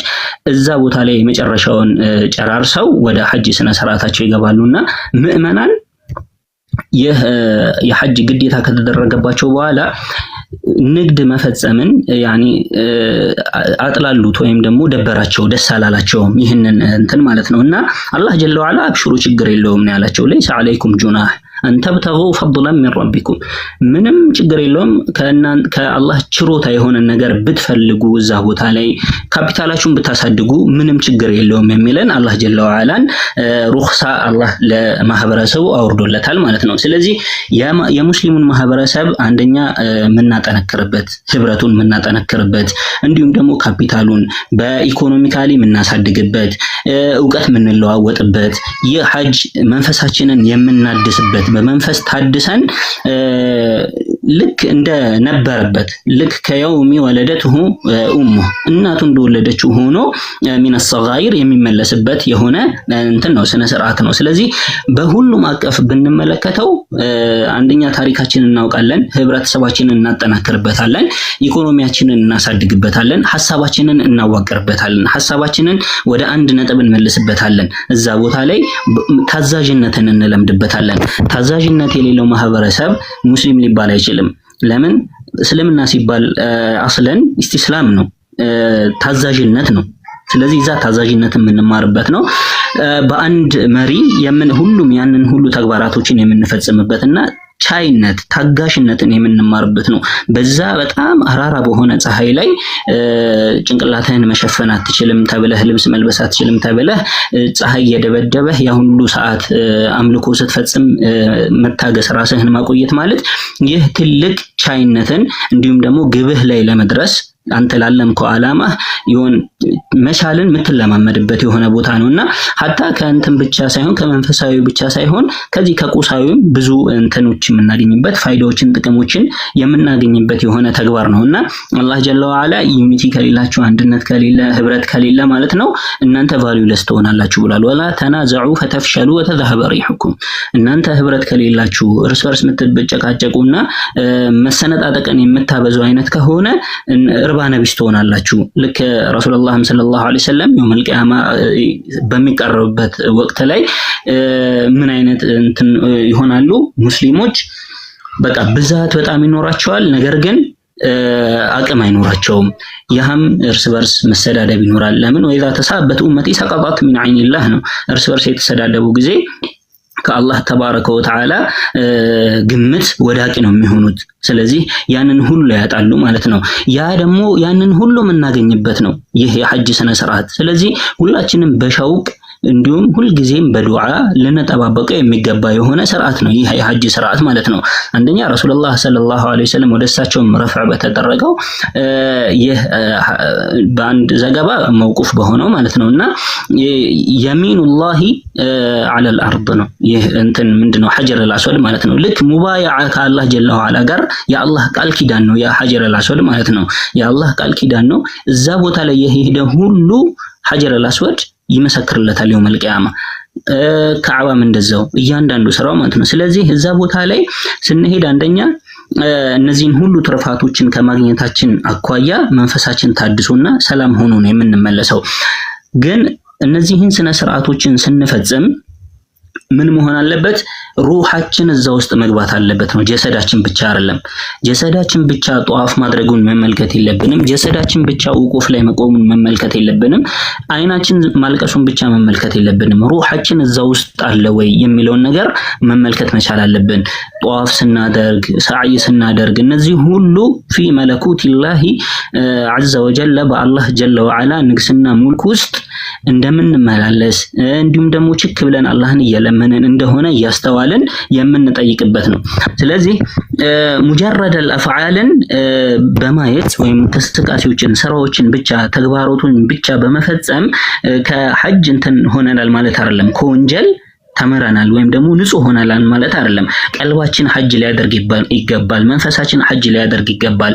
እይታችን እያንዳንዱ ነገራችን ሐጅ ሊያደርግ ይገባል። እንደውም ከሐጅ በስተፊት ይላሉ ሐጅ አንድ ሰው ከማድረጉ በስተፊት ተውበት ይቀድመዋል ይላሉ። ተውበት ማድረግ አለበት፣ ከመዛሊሞች መመለስ አለበት ይላሉ። ሰዎች ላይ መዛሊም ካለው ይህ ሐጅ አያስምረውም። የሰው ሐቅ ይዞ እየሄደ ከሆነ የሰውን በድሎ ከሄደ ሐጅ የሚያስምረው የራሱ የሆነ ወንጀል አለ። ግን ሲመለስ የሰው ሐቁ እንዳለበት ነው የሚቆየው። የሰው ሐቅ ደው ምኑ መዝለማው እንዳለ ነው የሚቆየው። ስለዚህ መጀመሪያ ተውበት ሊኖረው ይገባል። እንዲሁም ደግሞ ረዱል መዛሊም እነዚህ መዝለማዎች ካሉ እነሱን መመለስ መቻል አለበት ማለት ነው። ስለዚህ ቀልብ መጥራት መቻል አለበት። ለዚያ ነው ሰውነትን ተለማምደን ለሰው መኖርን ተለማምደን የምንመለስበት፣ ሰውን አይተን ተግባብተን መግባባትን ለምደን የምንመለስበት ነው። እንደውም ሐጅ ሳያደርጉ አላህ ጀለ ወዐላ የሐጅን ተግባርን ሁልጊዜም የሚመዘግብላቸው ታቢዒ አሉና አሰይድ አብዱላህ ኢብኑ ሙባረክ የሚባሉ ታላቅ ሚን አውሊያኢላሂ ሷሊሒን ናቸውና ወደ ሐጅ እየነጎዱ ሳለ የተቸገረች አንዲትን ሴት ተመልክታ የሞተ ዶሮ ከቆሻሻ ውስጥ አንስታ ለልጆቿ ልትመግብ ማለት ካለባት ችግር አንፃር ማለት ነውና ያንን ልትፈጽም ስትል በጣም ደነገጡና ያለውን ዛድ ለሐጅ የተዘጋጀንበትን እንዳለ ስጧት ብለው ተመለሱ ሐጅን ሳይፈጽሙ። ከዛ በኋላ ሲመለሱ እንዳለ ሐጅ ላይ ያለ ሰው እዛ እንዳያቸው ሆኖ ያኔ እንትን አላህ የተቀበል ምናምን እያለ እንትን ይላቸዋል። እሳቸው እንዳደረጉ እየመሰለው ማለት ነው። ለካ አላህ ጀለ ወዐላ በእሳቸው ሸክል መላእክት እሳቸውን ተመስሎ ሐጅ እንዲያደርግላቸው ወክሎላቸው ነውና ሐጅ ስርዓቱን ብቻ ሳይሆን ውስጣችንም ሐጅ ማድረግ መቻል አለበት። መንፈሳችንም ሐጅ ማድረግ መቻል አለበት። ይህንን ዚያራ ስናደርግ ከሰው ጋር ያለን አላቃ ተበላሽቶ ከሰው ጋር ያለን ከማህበረሰቦች ጋር ያለው አላቃ ተበላሽቶ ከአላህ ጋር ያለን አላቃ ልናስተካክል አንችልምና ከዚህም ጋር ከማህበረሰቡም ጋር ያለንን አላቃን ማሳመር መቻል አለብን ቀድመን ማለት ነው። ስለዚህ እዛ መዲነቱል ሙነወራ ረሱላህን ሰለላሁ ዐለይሂ ወሰለም ቀብር ዘይረን ነው የምንመለሰው። ብዙ ቦታዎችን አይተን ነው የምንመለሰውና ያ መንፈስንም ያድሳል እና ያ መንፈስንም ከማደሱም አኳያ ስንመለስ ደግሞ እዚህ ላይ ትልቅ ጥንቃቄ ያስፈልጋል። ድጋሚ ራሳችንን ማቆሸሽ የለብንም ከተመለስን በኋላ ማለት ነውና ትክክለኛ ቀቡልያን እንድናገኝ አላህን ጀለ ወዐላ በጣም መለመን አለብን። ለምን ሰይዲ አለይ ከረመላሁ ተዓላ ወጀሃሁ ስራ ብዛቱን ሳይሆን ላይ ትኩረት ማድረግ ያለባችሁ ቀቡልያው ላይ ነው ትኩረት ማድረግ ያለባችሁ። ለምን ሙተቅ ካልሆናችሁ አላህ ስራችሁን አይቀበልም። ስራውን አንድ ሰው ተቀበለው ማለት ደግሞ አላህን ፈሪ ለመሆኑ ምልክት ነው። ኢነማ የተቀበሉ አላሁ ሚነል ሙተቂን ብለዋልና ስለዚህ አላህ ሁላችንንም እዚህም የተሰባሰብነው የሌለውም አላህ ንያ ያለውን በጠቅላላ ሐጅን መብሩር አላህ እንዲወፍቀው እኛንም አላህ እንዲያዘይረን መዲናት الرسول ሰለላሁ ዐለይሂ ወሰለም መከተል ሙከረማንም ሁላችንንም እንዲያዘይረን አላህ ጀለ ወዐላ ይወፍቀን እላለሁኝ። አፉ በሉኝ ካረዘምኩኝ። هذا وصلى الله وسلم وبارك على سيدنا مولانا محمد ጀዛኩሙላሁ ኸይር። ኡስታዛችን ከልብ አድርገን ጥሩ የሆነ ማብራሪያ ትምህርትን በርዕሰ ጉዳያችን ላይ በድጋሚ ከኔትወርክ መቋረጥ በኋላ ሰጥተውናል። ከልብ አድርገን እናመሰግናለን። አላህ ኸይር ጀዛቸውን እንዲከፍላቸው ዱዓ እናደርግላቸዋለን። እንግዲህ ወደ ቀጣዩ ወደ ወንድም አብዱል ሰታር እንግዲህ እሱ ወደ አዘጋጀልን ወደ ርዕሰ ጉዳያችን ከጀርባ ያሉትን ሳይንሳዊ ጥልቅ ፍልስፍናዊ ሚስጥሮችን በተለይም ያንን ሱፊያዊ የሆነ ፍቅርን የመታረቅን ትርጉም በሰፊው እንመለከታለን ማለት ነው። ወንድም አብዱል ሰታር መድረኩ ያንተ ነው። እንግዲህ እናንተም ኮፒ ሊንክ ታፕታፕ ሪፖርት ተደርጎበታል። ላይቫችን እንግዲህ ሪፖርቱ እንዲለቅ ኮፒ ሊንክ መደረግ አለበት። ታፕታፕ እና ሼር እያደረገን እንድትከታተሉ እንጋብዛችኋለን። ከልብ አድርገን ነው የምናመሰግነው። ወንድም አብዱል ሰታር ወደ አንተ መድረኩን እንለቃለሁ። مرحبا السلام عليكم ورحمة الله وبركاته بدكامي ያው የዛሬ ርዕሳችን ሰላም ወራህመቱላሂ ወበረካቱ አፉ በሉ مرحبا ሐጅና ፋይዳው የሚል ይሆናል። ያው ሐጅና ፋይዳው ከሃይማኖታዊ ግዴታዎች ባለፈ ብዙ ዘርፈ ብዙ ጥቅም አለው። ያው ኡስታዝ ኢሳም ወንድማችን ብዙ ነገር ጠቅሰዋል። ሸኻችን ሸፈቅሩም ሃይማኖታዊ ፋይዳውን በደንብ አብራርተውልናል። ጀዛኩሙላሁ ኸይረን። እኔ ደግሞ የተለያዩ አይነት በተለያዩ ዘርፎች የፋይዳውን ለማየት እሞክራለሁ ኢንሻአላህ። በማህበራዊ፣ ኢኮኖሚያዊ፣ ስነልቦናዊ ወዘተ ገጽታዎችን ያካተተ ሰፊ ትርጉም ስላለው እነሱን ለመዳሰስ እንሞክራለን ማለት ነው። ስንቀድም ያው ማህበራዊ አንድነትና እኩልነትን ይሰጠናል ማለት ነው። ሐጅ በአንደኛው በኩል ሐጅ በዓለም ላይ ካሉ ትልልቅ የሰው ልጆች ስብስቦች ውስጥ አንዱ እንደመሆኑ እጅግ የላቀ ማህበራዊ ፋይዳ አለው። እንደሚታወቀው ዓለም አቀፋዊ ትስስርን በመስጠት ረገድ አንደኛው ከተለያዩ ዓለም ማዕዘናት የተለያዩ ቋንቋና ባህል ያላቸው ሰዎች በአንድ ቦታ ላይ እንዲገናኙ በማድረግ የሰው ልጅን አንድነት ያጎላል ማለት ነው። ሐጅ እንደ ሐጅነቱ ሌላኛው ደግሞ የመደብ ልዩነትን ያጠፋልናል። ሁሉም ሰው ተመሳሳይ ነጭ ልብስ ኢህራምን ለብሶ ሀብታም ይሁን ድሃ፣ ገዢውን ተገዥ፣ ነጭ ይሁን ጥቁር፣ ታዋቂውን ተራው ሰው፣ የሀገር ገዢውን ተገዢውን ወዘተ የመሳሰሉትን መካከል ያለውን ልዩነት በማጥፋት የሰው ልጅን እኩል ተግባር ያሳይልናል ማለት ነው። ስለዚህ ይሄ ማለት በእኛ መካከል ያለውን ልዩነት አጥቦ አንድነትን ባለፈው እንዳነሳ ነው ስለ ሰውነት ስናወራ ሰውነት ይቀድማል ስንል ስናነሳቸው የነበሩ ፖይንቶችን እዚህ ጋር ይመጣሉ ማለት ነው። ስለዚህ እኛ ከዛ በኋላ የለበስናቸውን ነገር እኛ ሰውነት እንደሚቀድም በተጨባጭ ሐጅ በፋይዳው ያሳየናል ማለት ነው። ከመለኮታዊ እንድምታው ባሻገር ሌላው ስነ ምግባራዊ ፋይዳ ነው። ተጓዦች በጉዞአቸው ሂደት ውስጥ የሚገባቸው ብዙ ጠንካራ ስብዕናዎች አሉ። እነዛን ጠንካራ ስብዕና ያሳያሉ። ቀደም ኡስታዝ ኢሳ ሲያነሱት ነበር። ትዕግስትና ራስን የመግዛት ሂደት በከፍተኛ መጨናነቅ፣ ሙቀትና ድካም ውስጥ ትዕግስት ማላመድ በራሱ አንድ ይሄ ስነ ምግባራዊ ፋይዳን እንድናራምድ ያደርገናል ማለት ነው። ሌላው ዲሲፕሊን ነው። ዲሲፕሊንና ስነ ስርዓቶች ውስጥ በሰዓትና በቅደም ተከተል ማከናወናችን ለግል ህይወታችን የተደራጀ ስብዕና እንዲሰጠን ያደርጋል ማለት ነው። ሌላው ውስጣዊ ሰላም ነው።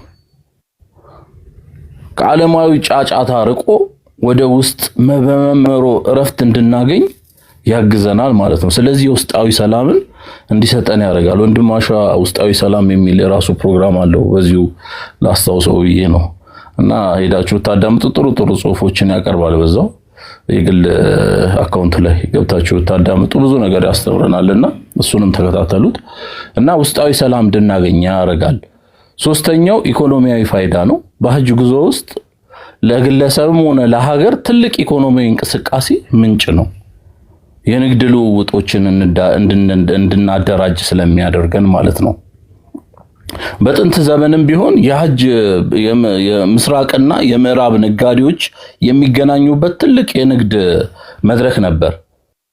ዛሬም ቢሆን የትራንስፖርት፣ የሆቴል እንዲሁም ግብይቶች ዘርፈ ብዙ ነገሮችን ኢኮኖሚያዊ እንትኑ ላይ ያነቃቃልናል ማለት ነው። ሌላው የሀብት ዝውውር ነው። በጉዞ ወቅት የሚደረጉ የእርድ ስነ ስርዓቶች እነዚህ ሁዲያ ስጋን ለድሆች ማካፈል በራሱ እሱ ራሱ ኢኮኖሚን ከአቅም ከሌላው ጋር ከሀብታሙ ከደሃው ጋር የሚጋራበት ስነ ስርዓት አለው ማለት ነው። ሌላው አራተኛው ቅድም ኡስታዝ ሲሳይንን ማንስቶታል አጠራርጋው አለ ታሪክና ባህል ፋይዳ ነው። የታሪክ ትውስታ በጉዞ ወቅት የሚጎበኙ ቦታዎችን፣ የጥንት ስልጣኔዎችን፣ ታሪኮች፣ የታሪክ አሻራ ዳራዎችን ለማስታወስና ለመማር ይረዳናል ማለት ነው። ሌላው በታሪክን በህይወት ማየት ነው። ታሪክን ራሱ ቆሞ እንደማየት ነው የሚቆጠረው። ሐጅ ከመጽሐፍት የምናነበው ታሪክ በአካል ሄደን የምናረጋግጥበት ሂደትም ጭምር ነው ማለት ነው። ያም ቦታ ላይ ስናስብ ነብዩላህ ኢብራሂምን እንደምናስታውሰው ሁሉ ታሪክ ቆሞ እንደማየት ነው። ይህ ደግሞ ታሪክ ወረቀት ወጥቶ በሰው ልጅ ህሊና ውስጥ ያ ሆኖ እንዲቀጥልና ለቀጣዩ ትውልድ ሁሉ በትክክለኛ ስሜት እንዲሸጋገር ይረዳናል ማለት ነው። ሌላው የእውቀት ልውውጥም ጭምር ነው። በተለያዩ ሀገራት የሚኖሩ ምሁራኖች በሚገናኙበትና ልምድ በሚለዋወጡበት አጋጣሚን ይፈጥራል ማለት ነው። እዛ ሄደን የምናገኛቸው ሰዎች ሁሉ ባይ ዲፎልት አንድ ሳይንቲስት ልናገኝ እንችላለን። እንዲሁም የተለያዩ እንትኖች ይዘጋጃሉ። ሐጅ ወቅት እንደሚታወቀው ሰው እዛ ላይም ሴሚናሮቹ ላይ ምናምን የሚሳተፉ ነገር አንድ ላይ ሰብሰብ እንዲሉ ያደርጋቸዋል ማለት ነው። ሌላ ሰብአዊነት ነው። የሂዩማኒቲ ፈርስት የምንለውን ነገር በተጨባጭ የሚታይበት ነው። ሀጅ ላይ ሰው መሆን ከማንኛውም ማንነት እንደሚቀድም ትልቅ ትምህርት ይሰጣል ማለት ነው። ቋንቋ፣ ቀለም፣ ትምህርት፣ ደረጃ፣ ስልጣን፣ ሀብት፣ ትልቅ ትንሽ፣ ሴት ወንድ፣ ዜግነት፣ ፖለቲካ ልዩነት ወዘተ አይዲዮሎጂዎችም ወይም ሌላ ሳይገድባቸው በሚሊዮኖች የሚቆጠሩ ሰዎች ለአንድ ዓላማ ተባብረው ሲንቀሳቀሱ እንደማየት ማለት ነው። እዛ ቦታ ላይ ለሰው ልጆች ፍቅርና አብሮነት ያለው እሴት በጣም ከፍ ያደርገዋል ማለት ነው። ስለዚህ ሀጅ ብዙ ዘርፈ ብዙ ፋይዳዎች አሉት። ሌላው ደግሞ ፊሎሶፊካል ፐርስፔክቲቭ ነው። እስኪ ከፍልስፍናው አንፃር አንደኛው ዘ ዴዝ ኦፍ ኢጎ ነው፣ የእኔነት መሞት ማለት ነው። ራስ እኔ የሚለውን ነገር እንድንገድል ያደርገናል። ይሄ በጣም በስነ ምግባር ላይ ብዙዎቻችንን አሁን በዚህ ዘመን ላይ ያስነው አክቹአሊ በዚህ ዘመን ብቻ ሳይሆን አት ኤኒ ሴንቸሪስ ይሄ በጣም ትልቁ ችግራችን ነውና አንዱ ይሄ እኔነት የሚባለውን ባህሪ እንድንገድል የሚያደርገን ነውና በፍልስፍና ውስጥ ትልቁ ትግል እኔነት ኢጎ ማሸነፍ ነው አንዱ። በሐጅ ወቅት ሁሉም ሰው ተመሳሳይ ልብስ መልበሱና ንብረቱን ማዕረጉን ጥሎ መሄዱ እኔ የሚለውን ስሜት አጥፍቶ እኛ የሚለውን ሰብአዊነት ይተካል ማለት ነው። ይሰማል አይደለ? ይሰማል ሀቢቢ። እኔ የሚለውን ስሜት አጥፍቶ እኛ የሚለውን ሰብአዊነት ይተካልናል ማለት ነው። ይሄ ደግሞ ኤግዚስቴንሻሊዝም የሚባለውን ከሚለው ፍልስፍና ጋር ይያያዛል። ሰው ከቁሳቁስ ተላቆ ለራስ ትክክለኛ ትርጉም የሚሰጥበት ሂደት ነው። ኤግዚስቴንሻሊዝም የሚባለው ማለት ምንድነው? አውቶንቲኪላ እውነተኛነትና ለራስ ታማኝነት መሆን ማለት ነው። ከዕቃነት ወደ ሰውነት መሸጋገር ማለት ነው። ራስን መሆን አውቶንቲሲቲ ገብቷቸዋል። ራሳችንን መሆን የትርጉም ምንጭ ውስጥ መሆን ማለት ነው። በቁሳቁስ ዓለም ውስጥ ትርጉም የሚለው ከውጭ ነው። ኤግዚስቴንሻሊዝም ግን ሲሆን ትርጉሙ የሚመነጨው ከግለሰቡ ከውስጥ ከራሱ ነው ማለት ነው። ስለዚህ ራስን ከራስ ማዳመጥ፣ መመሳሰል፣ ማስመሰልን ወዘተረፈ ነገሮችን ያስወግድልናል እንደማለት ነው። ሌላው ዓለም አቀፋዊ ሰብአዊነትን ፍልስፍና ነው። እዚሁ ላይ ሀጅ የዓለም ዜጋ የመሆን ፍልስፍና በተግባር ያሳያል ማለት ነው። ከዓለም ዜጋ አንዱ ዓለም የኔም እንደሆነች ምናይበት ነው። እዛ ጋር ሆነ እንደ አንድ ኢትዮጵያዊውን እንደ አንድ ኬንያዊውን አፍሪካዊውን ወዘተረፈ የሀገሩን ስሜት ሆኖ የዓለም አንዱ ፍጡር እንደሆነ ምናውቅበት ተጨባጭ ቦታ ነው ማለት ነው። ቋንቋ፣ ቀለም፣ ጎሳ ሳይገድበን በሚሊዮኖች የሚቆጠሩ ሰዎች ለአንድ ዓላማ መሰለፋቸው የሰው ልጅ ምንጭ መድረሻውን እንደ አንድ መሆኑ የሚያረጋግጠንበት ዩኒቨርሳሊዝም ነው ማለት ነው እዛ ጋር።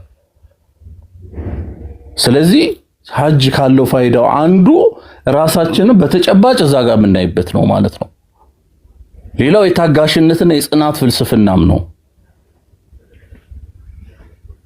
የታጋሽነትና የጽናት ፍልስፍናንም እናይበታለን እዚህ ኤቶሲዝም የሚባለው ማለት ነው።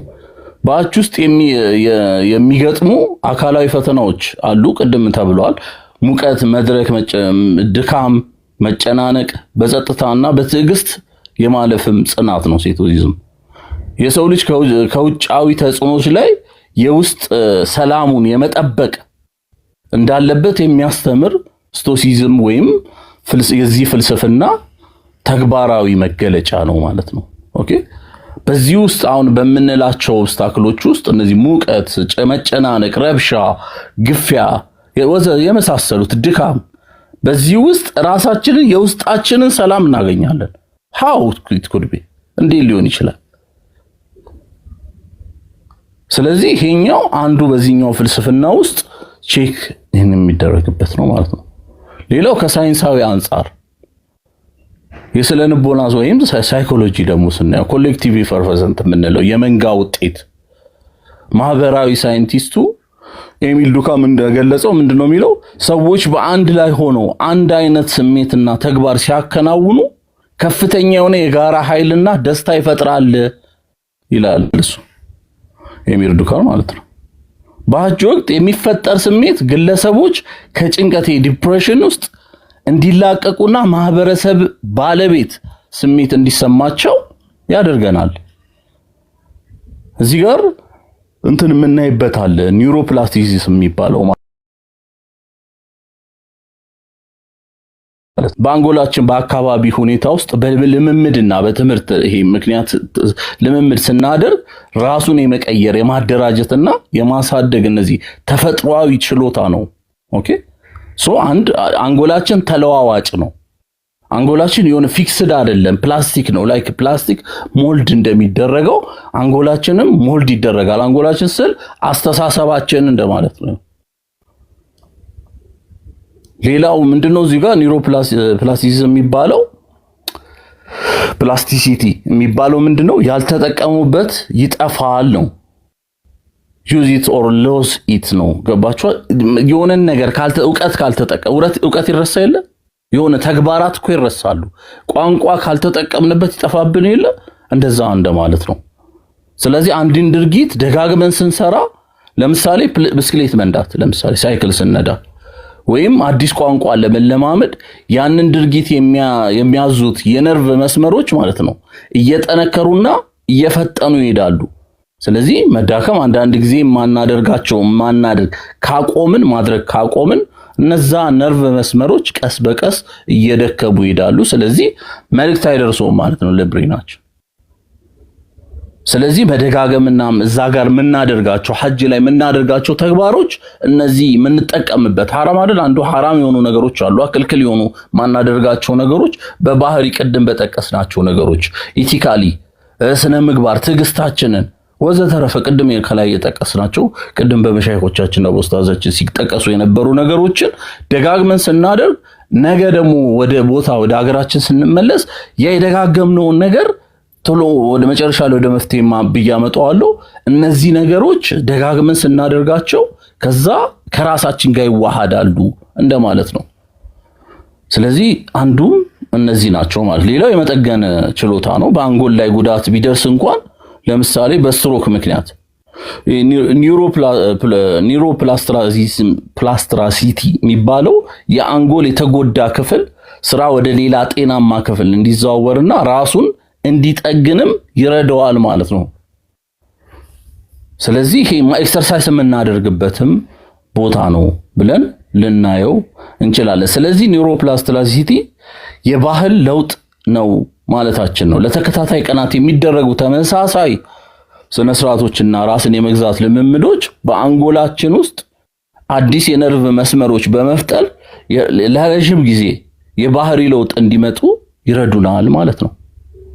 ስለዚህ ሐጅ ላይ የሚደረጉ ኢባዳዎች ወይም መልካም ክንውኖች አዘውትረው ሲመላለሱ በልምምድ መቆየታቸው ከራሳችን ጋር ተዋህደው የባህሪ ለውጥ እንዲመጣ ይረዱናል ለማለት ነው።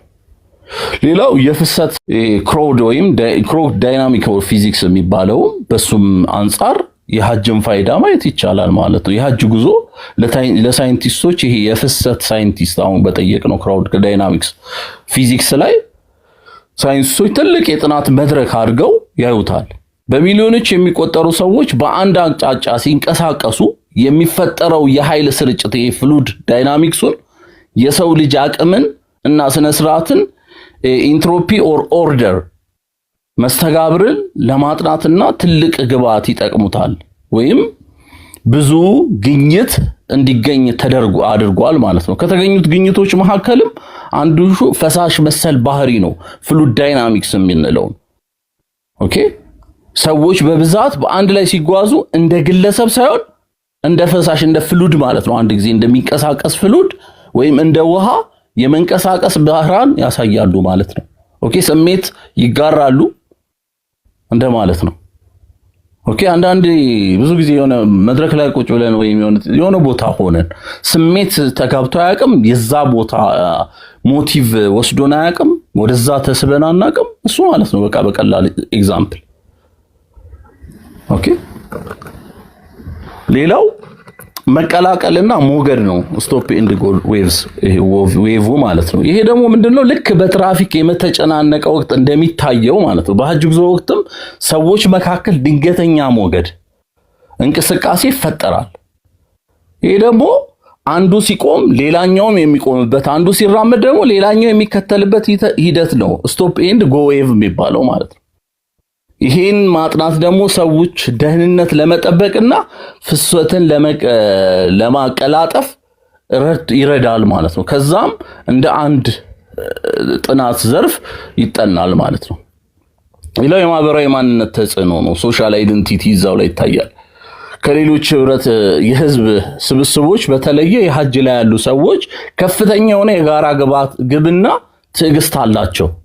ለምን እርስ በርሳቸው እንዲረዱና መጨናነቅ በሚኖርበት ጊዜ በዛ ጊዜ እንኳን ቢሆን ማለት ነው ግጭቶች እንዳይፈጠሩ በማድረግ ፍሰትን በሰላማዊነት እንዲንቀሳቀስ እንዲጨምር ተደርሶበታል ማለት ነው። ይሄ የጥናቶች አንዱ ግኝት ነው።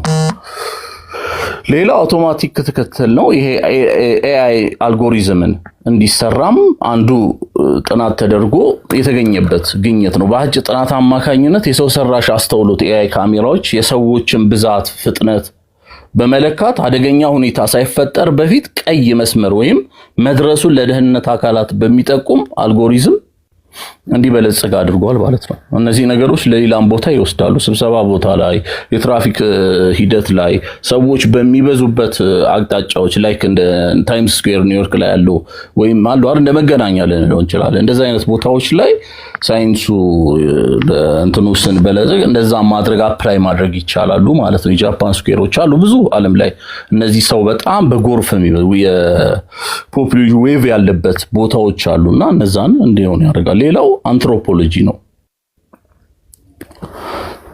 እነዚህ እና መሰል ብዙ ግኝቶች ያው እነዚህ ክሩድ ዳይናሚክስ ፊዚክስ ያላቸው ግኝቶች ተገኝተዋል ብለናል። ስለዚህ ሌላው ደግሞ አንትሮፖሎጂ ነው። የሰው ልጅ ስልጣኔ እንዴት ከጥንታዊ ስርዓት ጋር ተቆራኝቶ እስከዛሬ እንደደረሰ የሚያሳይ ያው ጥናትም ነው ማለት ነው። የባህሪ መወራረስ ለምሳሌ ሐጅ ወቅት ላይ በከፍተኛ ፍጥነት ይከናወናል። ይህም የሰው ልጅ ማህበራዊ ዕውቀት እንዲያዳብር ያደርገዋል ማለት ነው። ሌላው ዲፕሎማሲና የህዝብ ግንኙነት ፋይዳም አለው። ሐጅ በዓለማችን ላይ ካሉ ትልልቅ የህዝብ ለህዝብ ዲፕሎማሲ መድረኮች አንዱ ነው።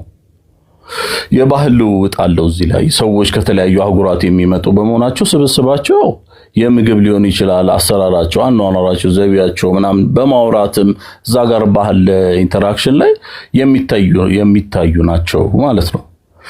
ሌላው ሎጂስቲክስ ኤንድ ሪሶርስ ማኔጅመንት ነው። እዚህ ላይ የአካባቢ ጥበቃና የንብረት አያያዝም እንደ አንድ ኤክስፐሪመንት ይወሰዳል ማለት ነው። ሐጅ ላይ የሐጅ ስነ ስርዓት ላይ በሚሊዮኖች የሚቆጠሩ ሰዎች በአንድ በኩል የማስተናገድ የሚጠይቅ መሆኑ እሙን ነው አይደል?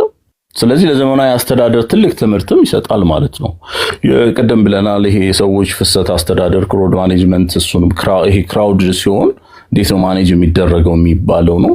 ሌላው የቆሻሻ አያያዝና አካባቢ ጥበቃ ላይም ሐጅ ትልቁ አንድ ትምህርት ነው ማለት ነው። በሐጅ ወቅት የሚፈጠሩ የቆሻሻ በአግባቡ የማስወገድ የሚደረገው ጥረት ነው። ከፍተኛ የሰው ኃይል ባለበት በነገራችን ላይ ይሄ 1950 ምናምን ላይ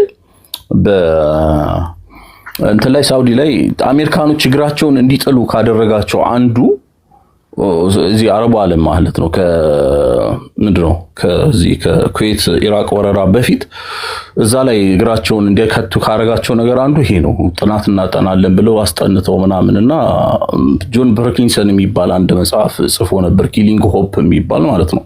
እዛ መጽሐፍ ላይ ብዙ ነገር ተርኮታልና ከዛ ጋርም ፎልስ ሪዛልት እየሰጠ ጥናት ማህበሮች ናቸውና ፎልስ ሪዛልት ሰጥቶ እዛ ውስጥ እንዴት እግራቸው እንደከተቱም በጣም ብዙ የሚዘግቡት ነገር አለ።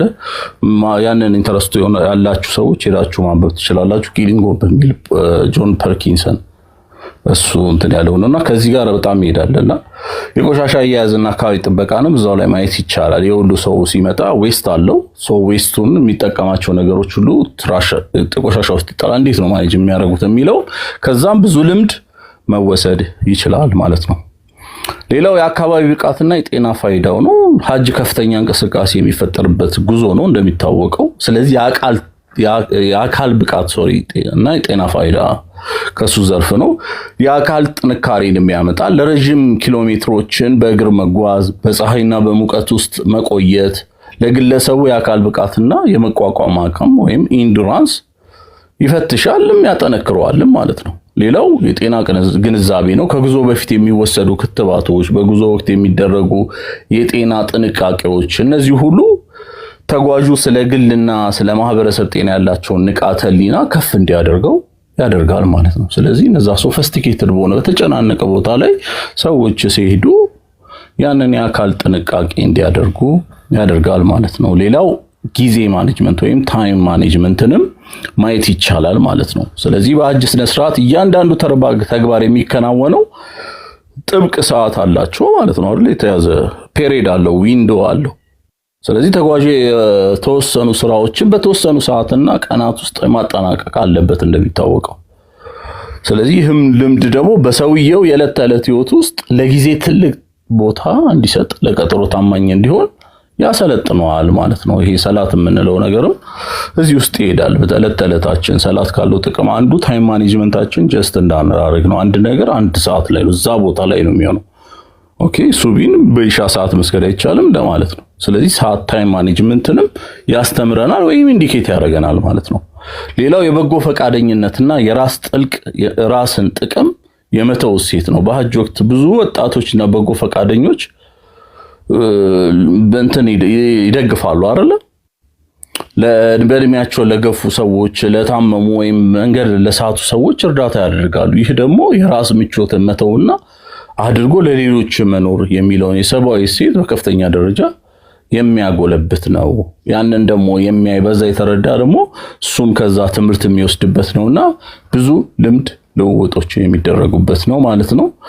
ሌላው ከሚዲያ አንጻርም ማየት ይቻላል። የሚዲያና የኮሚኒኬሽን ፋይዳዎችንም እንደዚሁ ማየት ይችላል። መልእክት ማስተላለፊያ መድረክ ነው። ከሰዓት አንጻር አለፍ አለፍ እያልኩ ሊሆን ነውና ሌላው ቴክኖሎጂና ፈጠራም ፋይዳ አለው። ኢኖቬት ያደርጋል። ስማርት አሁን ለምሳሌ ሮቦቶች፣ የሮቦት አገልግሎቶች በኤሌክትሮኒክስ መታወቂያ፣ ስማርት ካርድ እና የጉዞ መቆጣጠሪያ መተግበሪያ አፕሶች ላይ በስፋት ስርዓት ላይ የሚውሉ መድረክ ነው አንዱ። እዛ ላይም ብዙ እንትኖች አፕሊኬሽኖች በልጽገዋል አይደለም? ያ የሚጠቅመው ምንድነው? ለዛ ነገር ፋሲሊቴት ለማድረግ ነው። ያ ነገር ከዛ በኋላ ባለፈ ደግሞ ለሌሎች መሰል ፕሮግራሞች ኦኬ እንደ ሐጅ እንኳን ብዙ ባይሆኑም ግን በርከት ያለ ሰው የሚገኝበት ቦታ ላይ አፕላይ እንዲደረጉ ይረዳል ማለት ነው። ስለዚህ ያም ነው ቢግ ዳታ አናሊሲስ፣ ይሄ መረጃ ትንተና በሚሊዮኖች የሚቆጠሩ ተጓዦች ፍላጎትና እንቅስቃሴ በመረጃ ደረጃ የመተንተን ለወደፊት ትራንስፖርት፣ ጤና አገልግሎቶች እና እቅዶች ላይ ትልቅ ግብአት ነው ማለት ነው። ስለዚህ እነዚህም ነገሮች ናቸው። የስነ ህዝብ ዲሞግራፊም ላይ እንደዛው የባለሙያ ግንኙነት፣ ኔትወርክ ቢልዲንግ፣ እዚሁ ላይ ልምድ መጋራት፣ ትምህርትና የመሳሰሉት ብዙ ነገር መዘገብ እንችላለንና እሱም ማየት ይቻላል። ኦኬ ስለዚህ አጠቃላይ እንጠቅልለውና ንግግር ላብቃ። ባጭሩ የሐጅ ጉዞን ከሃይማኖታዊ ይዘቱ ውጪ ያለው ፋይዳ በሶስት ዋና ዋና ነጥቦች ማጠቃለል ይቻላል። ዓለም አቀፍ አንድነት መድረክ ነው ብለን ልናየው እንችላለን። ከተለያዩ አህጉራት የሚመጡ በሚሊዮኖች የሚቆጠሩ ሰዎች ያለምንም ዘር፣ የቀለም፣ ሀብት ልዩነት የመሳሰሉት በአንድነት የሚቆሙበት በመሆኑ የሰው ልጆች እኩልና ባህላዊ ትስስር በተግባር የሚያሳዩበት ትልቅ የዲፕሎማሲ የመድረክ ነው ማለት ነው። ሌላው ኢኮኖሚያዊ ግብይት ነው፣ ቅድም ያልነው ነው። የስነ ልቦናና የዲሲፕሊን ልምምድ ነው ብለን ልናየው እንችላለን። በአጠቃላይ ሐጅ የሰላማዊ አብሮነት፣ የኢኮኖሚ ትስስርና የታሪክ ክብር መገለጫ ነው ብለን እንደዚህ አሳጥረን ልናቀርበው እንችላለን ብዬ አስባለሁ። እዚህ ላይ ንግግሬን አበቃለሁ። ሰላም አለይኩም ወራህመቱላሂ ወበረካቱ። ወአለይኩም ሰላም ወራህመቱላሂ ወበረካቱ። ወንድም አብዱሰታር እጅግ በጣም በሚገርም ሁኔታ በርዕሰ ጉዳያችን ላይ ሰፊ የሆነ ዳሰሳ አቅርቦ አድርጎልናል። ከልብ አድርገን እናመሰግናለን። ወንድሞቻችን የተከታተላችሁት ያላችሁት የነጃሺ ሚዲያ ሳምንታዊ ወቅታዊ ጥንቅርን ነው። ከልብ አድርገን የተከታተላችሁን ስላላችሁ እናመሰግናለን። ኡስታዝ አብዱል ሐሚድ የተወሰነ ሰላዋት ይሉልናል። አንዳንድ መልእክቶችን ለማስተላለፍ ነጃሺ ሚዲያ ከዚህ ቀደም በሳምንት 2 ቀን የሚያቀርብላችሁን ወቅታዊ ሳምንታዊ ፕሮግራምን በመጨመር አርብ ምሽት ከ3 ሰዓት ጀምሮ የፈትዋ ጥያቄና መልስ ፕሮግራም መጀመሩን ከዚሁ እናመስራለን። እንደዚሁም በከሚስ ምሽት የወሩ እንግዲህ ምሽት ከሚስ ምሽት ፕሮግራም ማሰበን ዝግጅታችንን አጠናቀን ቀኑ እየጠበቅን ያለነው እናንተም በዚህ ፕሮግራም ላይ እንድትታደሙ የከሚስ ምሽት ፕሮግራም መጀመራችንን ነግራችኋለን። የፈትዋ ጥያቄ አርብ ምሽት ከ3 ሰዓት ጀምሮ ማንኛውም ዲናዊ የሆኑ ሸሪዓዊ የሆኑ ጥያቄዎችን አንስታችሁ መልስ የምታገኙበትን በመሻይኮቻችን ተርቲብ አድርገን እናቀርብላችኋለን። እንደዚሁም ሮብና እሁድ ምሽት ከ3 ሰዓት ጀምሮ እንደዚህ ወቅታዊና አስፈላጊ የሆኑ ትምህርቶች ርዕሰ ጉዳዮችን እያነሳን የምንማማርበትን ፕሮግራም ነጃሺ ሚዲያ ይዞላችሁ ይቀርባል ማለት ነው። ነጃሺ ሚዲያ በቴሌግራም በፌስቡክ እንደዚሁም ቲክታክ እና ዩቲዩብን እንደዚሁም ቤተሰብ እንድትሆኑ እንድትጎዳኙን እዚህ ጥሪያችንን መልእክታችንን እናስተላልፋለን። ከዚህ ቀደም የነበሩ ሁሉንም የነጃሺ ሚዲያ ጥንቅሮች በነጃሺ ዩቲዩብ ቻናል ሰብስክራይብ አድርጋችሁ ገብታችሁ መመልከት ማየት መገንትን ትላላችሁ። እንደዚሁም ሀሳብ አስተያየታችሁን በውስጥ መስመር ብትልኩልን የምናቀርብ ነው የሚሆነው። ወዳችሁ ፈቅዳችሁ መርጣችሁን እኛ ነጃሺ ሚዲያን ይህንን ፕሮግራም የተከታተላችሁ ስላላችሁ ሁላችሁንም አላህ ስም ከልብ አድርገን እናመሰግናለን። ኡስታዝ አብዱል ሐሚድ የተወሰነ ይሉንና ከዛ ፕሮግራማችን ወደ ማጠቃለል ኡስታዝ ከምን ካሉ እናስገባችኋለን። ከሌሉ ፕሮግራማችን ወደ ማጠቃለል እንሄዳለን። አብራችሁን ስላላችሁ ከልብ አድርገን እናመሰግናለን። በረሱላችን ሰለላሁ ዐለይሂ ወሰለም ፍቅር ቆመን በመንገዳቸው ላይ ጸንተን እንቆማለን። የነጃሺ ሚዲያ መሪ ቃል ነው። ኡስታዝ አብዱል ሐሚድ መድረኩ የእናንተ ነው። ሰላም አለይኩም።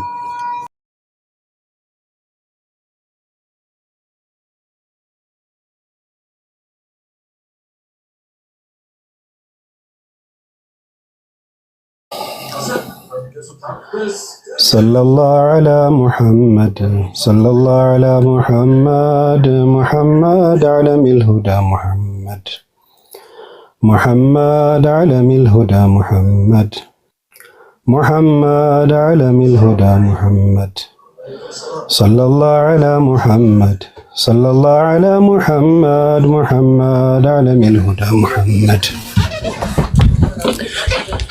محمد علم الهدى محمد محمد علم الهدى محمد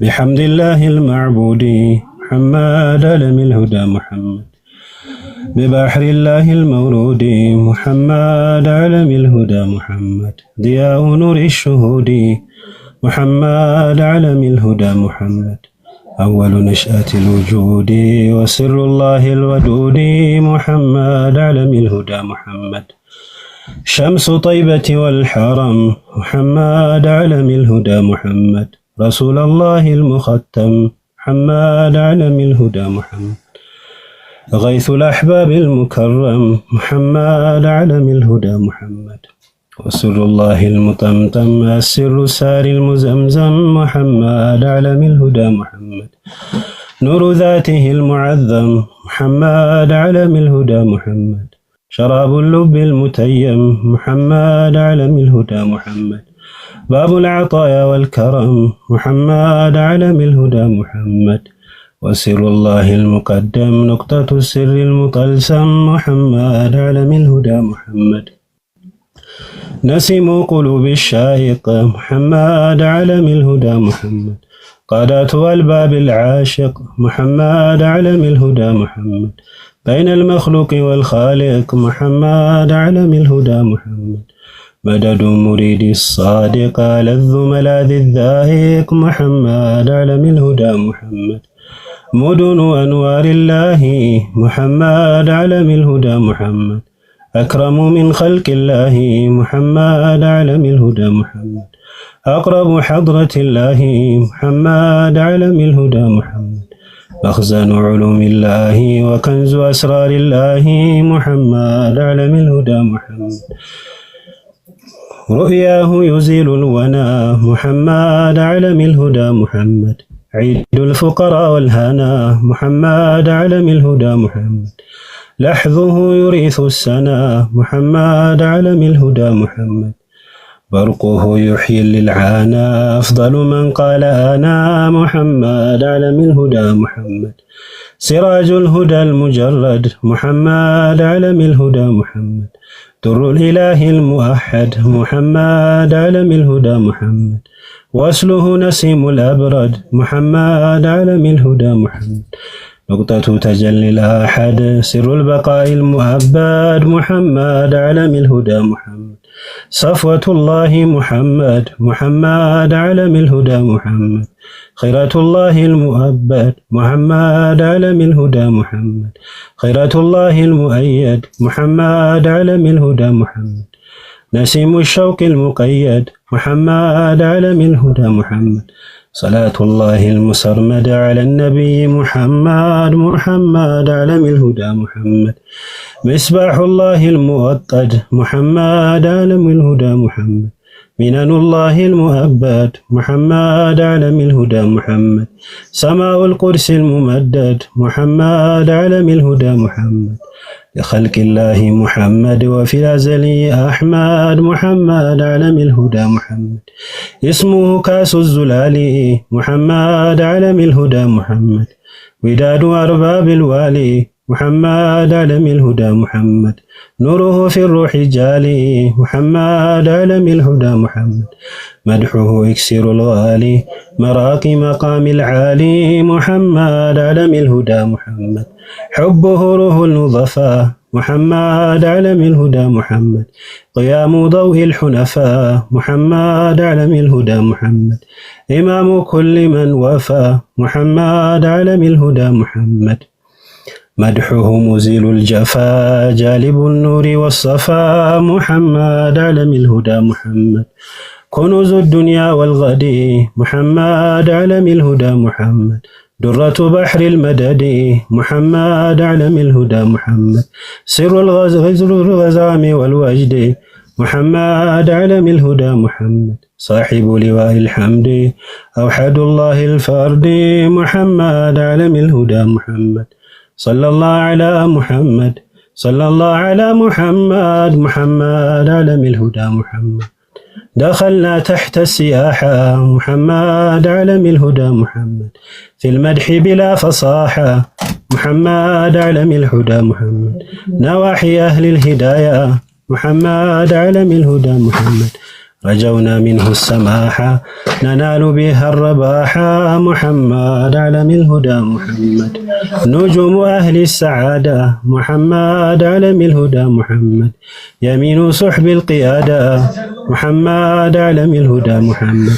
أفيض بحر المديدة محمد علم الهدى محمد أفضل أهل السيادة إمام أهل القيادة محمد علم الهدى محمد حسن الفخر النبيل محمد علم الهدى محمد صوت داود الجميل محمد علم الهدى محمد نجاة النوح الكحيل محمد علم الهدى محمد دعوة ذاك الخليل وسر الله الجليل محمد علم الهدى محمد ومنه كل الكرامة محمد علم الهدى محمد عنده كل المرامة محمد علم الهدى محمد نسأل به العلامة محمد علم الهدى محمد صلاة الله شاملة ولسره حميلة محمد علم الهدى محمد مع السلام الأبريدي محمد علم الهدى محمد محفوفا بزين الود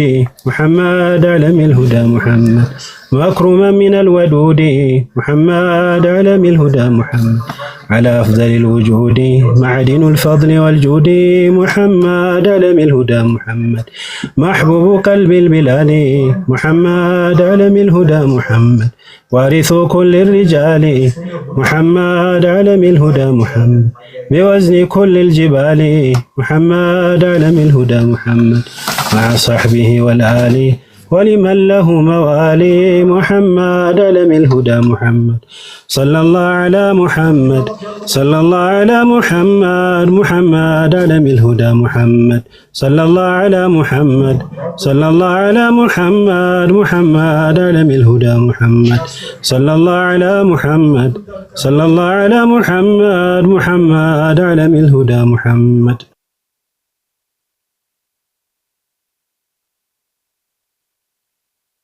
ጀዛኩሙላህ ኸይር ኡስታዝ ይሰማል ድምጼ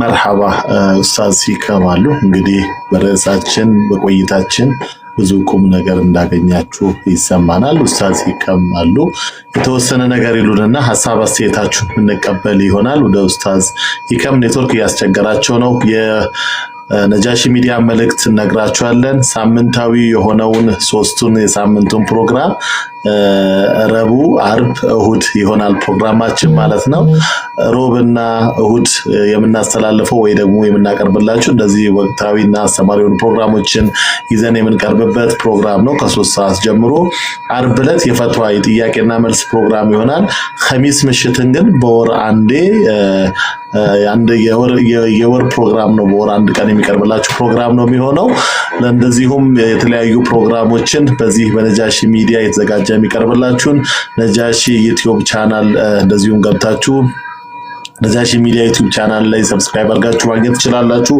ቤቱን ታፕታፕ ኮፒ ሊንክ ሼር ያደረጋችሁ ኡስታዝ የተወሰነ ነገር ይሉንና ሐሳብ አስተያየታችሁን ተቀብለን ፕሮግራማችን የምንጠቀልል ነው የሚሆነው አብራችሁን ሰላላችሁ በድጋሚ ከልብ አድርገን እናመሰግናለን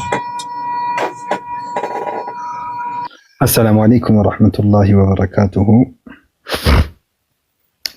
بسم الله الرحمن الرحيم ያው ስለ ሐጅ አብዛኛው ነገር አብዛኛው እንደው ሙሉውን ማለት ይቻላል በሸኻችን ሸፈኽሩና በሸኻችን ሼኽ ኢሳ እንዲሁም ደግሞ ለየት ባለ እይታና ወጣ ባለ መንገድ ከዲን ጠቀሜታው አለፍ ባለ መልኩ ደግሞ በወንድም አብዱስ ሰታር ጀዛሁላሁ ኸይራ ትንተና ተሰጥቷል እና ከበቂ በላይ እንደሆነ ይገባኛል አንዲት ነገር ብቻ ነው መናገር የምፈልገው እሱ ምንድነው ሐጅ የሩህ ጉዞ ነው ይላሉ የቀልብና የሩህ ጉዞ ነው የፍቅር ጉዞ ነው አላህ ጀለ ጀላሉሁ ጥሪ አድርጓል ድግስ አለ ቤቴ ላይ ብሏል እንግዲህ የአላህ ቤት ነው ቤቱላህ ነው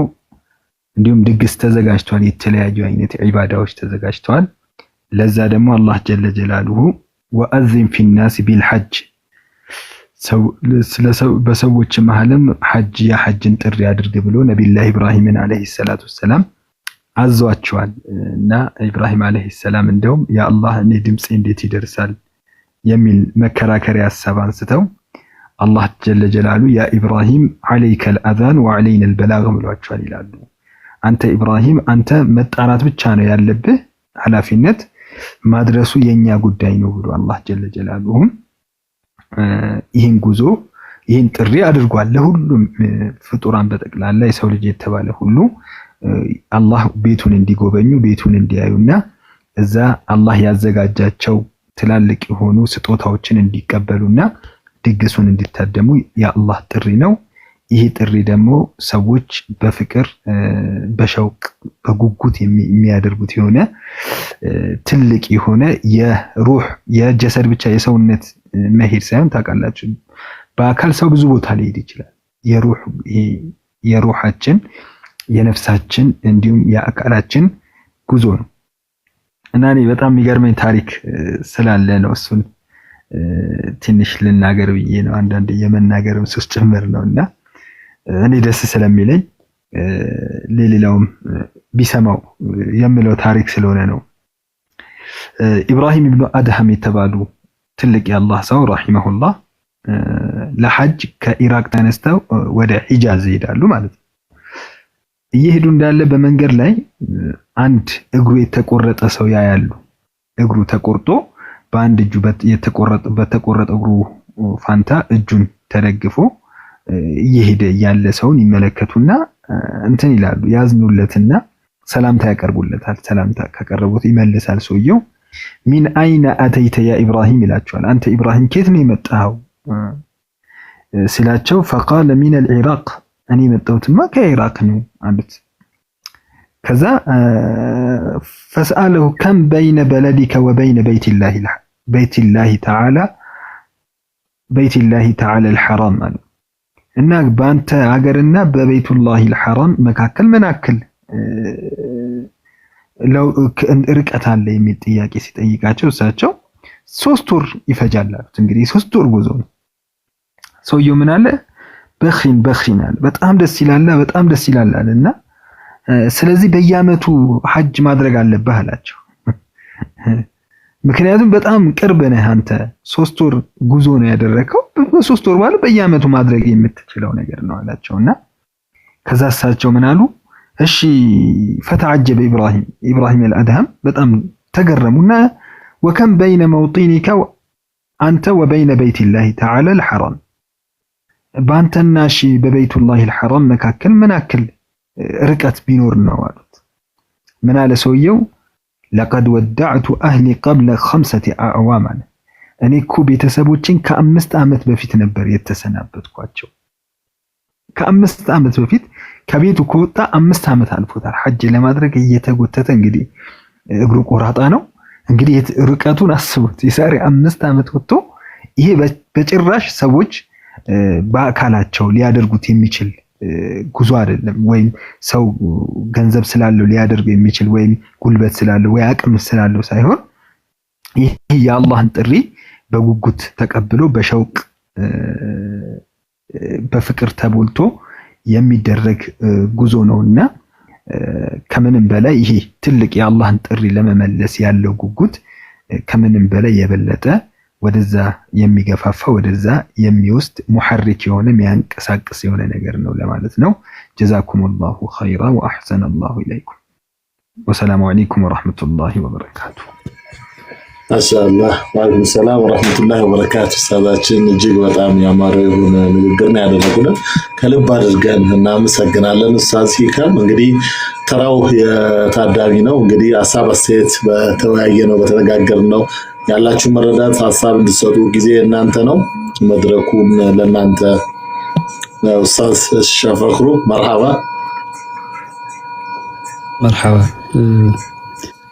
አንዳንድ ኡስታዝ ሂካም ሲናገሩ የሆነ ነገር ትዝ አለኝና በዛው ጀምላ ኸይር ነው እያስቤ ነው።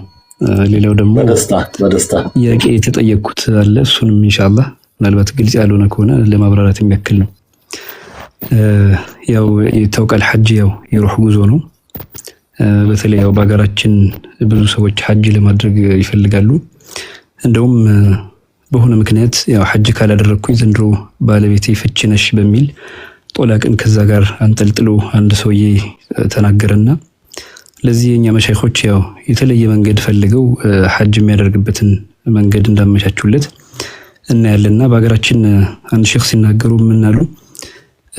ብዙ የንግድ ሀብት የነበራቸው ሰዎች ነበሩ። ግን በአጋጣሚ መሻይኾች አብረዋቸው ይውላሉ፣ ብዙ ነገር ያስተምሯቸዋል። ነገር ግን ሐጅ ዋጅብ እንደሆነ ብዙ ጊዜ አላስታወሷቸውም እና የሆነ ሰውዬ በአጋጣሚ ከሞቱ በኋላ ሼኹ ሄደው ለልጆቻቸው በእንደዚህ ንብረት ስላለበት ሐጅ ይወጅብበት ነበርና ማድረግ አለብህ ብለው አስታወሱት ይላሉና በዛው ሁላችንም ያው የሚወጅብባቸው ሰዎች እንድናስታውስ በማለት ነው።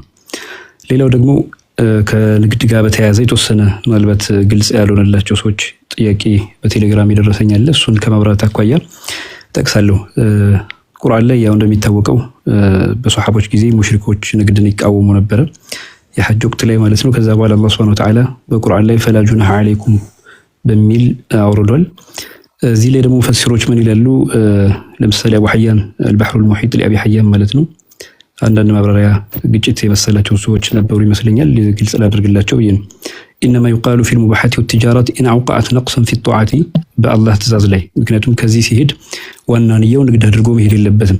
ኢን አውቀዐት ነቅሰን ፊ ጧዓቲ አላህን በመታዘዙ ላይ ጎደሎ የምታመጣ ከሆነ ለም ተኩን ሙባሐተን የዚህ ጊዜ አትፈቀድም ይላሉ ንግዱ ማለት ነው። ወይ ለም ተውቂዕ ነቅሰን ነገር ግን ጎደሎን የማታመጣ ከሆነ ፈልአውላ ተርኩሃ በላጩ መተው ነው። ፈኢዘን ጃሪቱን መጅረል ሩኸሲ ምክንያቱም አላህ መውጫ መንገድ አድርጎ ነው ያደረገው ይላል። ለምንድን በተለያየ ምክንያት እዛ ሄደን ደካማ እንዴት ብሎ ይረዳል፣ ችግረኛስ እንዴት ያገኛል፣ ምግብስ ባጣ የሚለውን ሂሳብ እና ሐሳብ ለመዝጋት ስለነበረ ማለት ነው የተፈቀደው ብለው እሳቸው ያብራራሉ።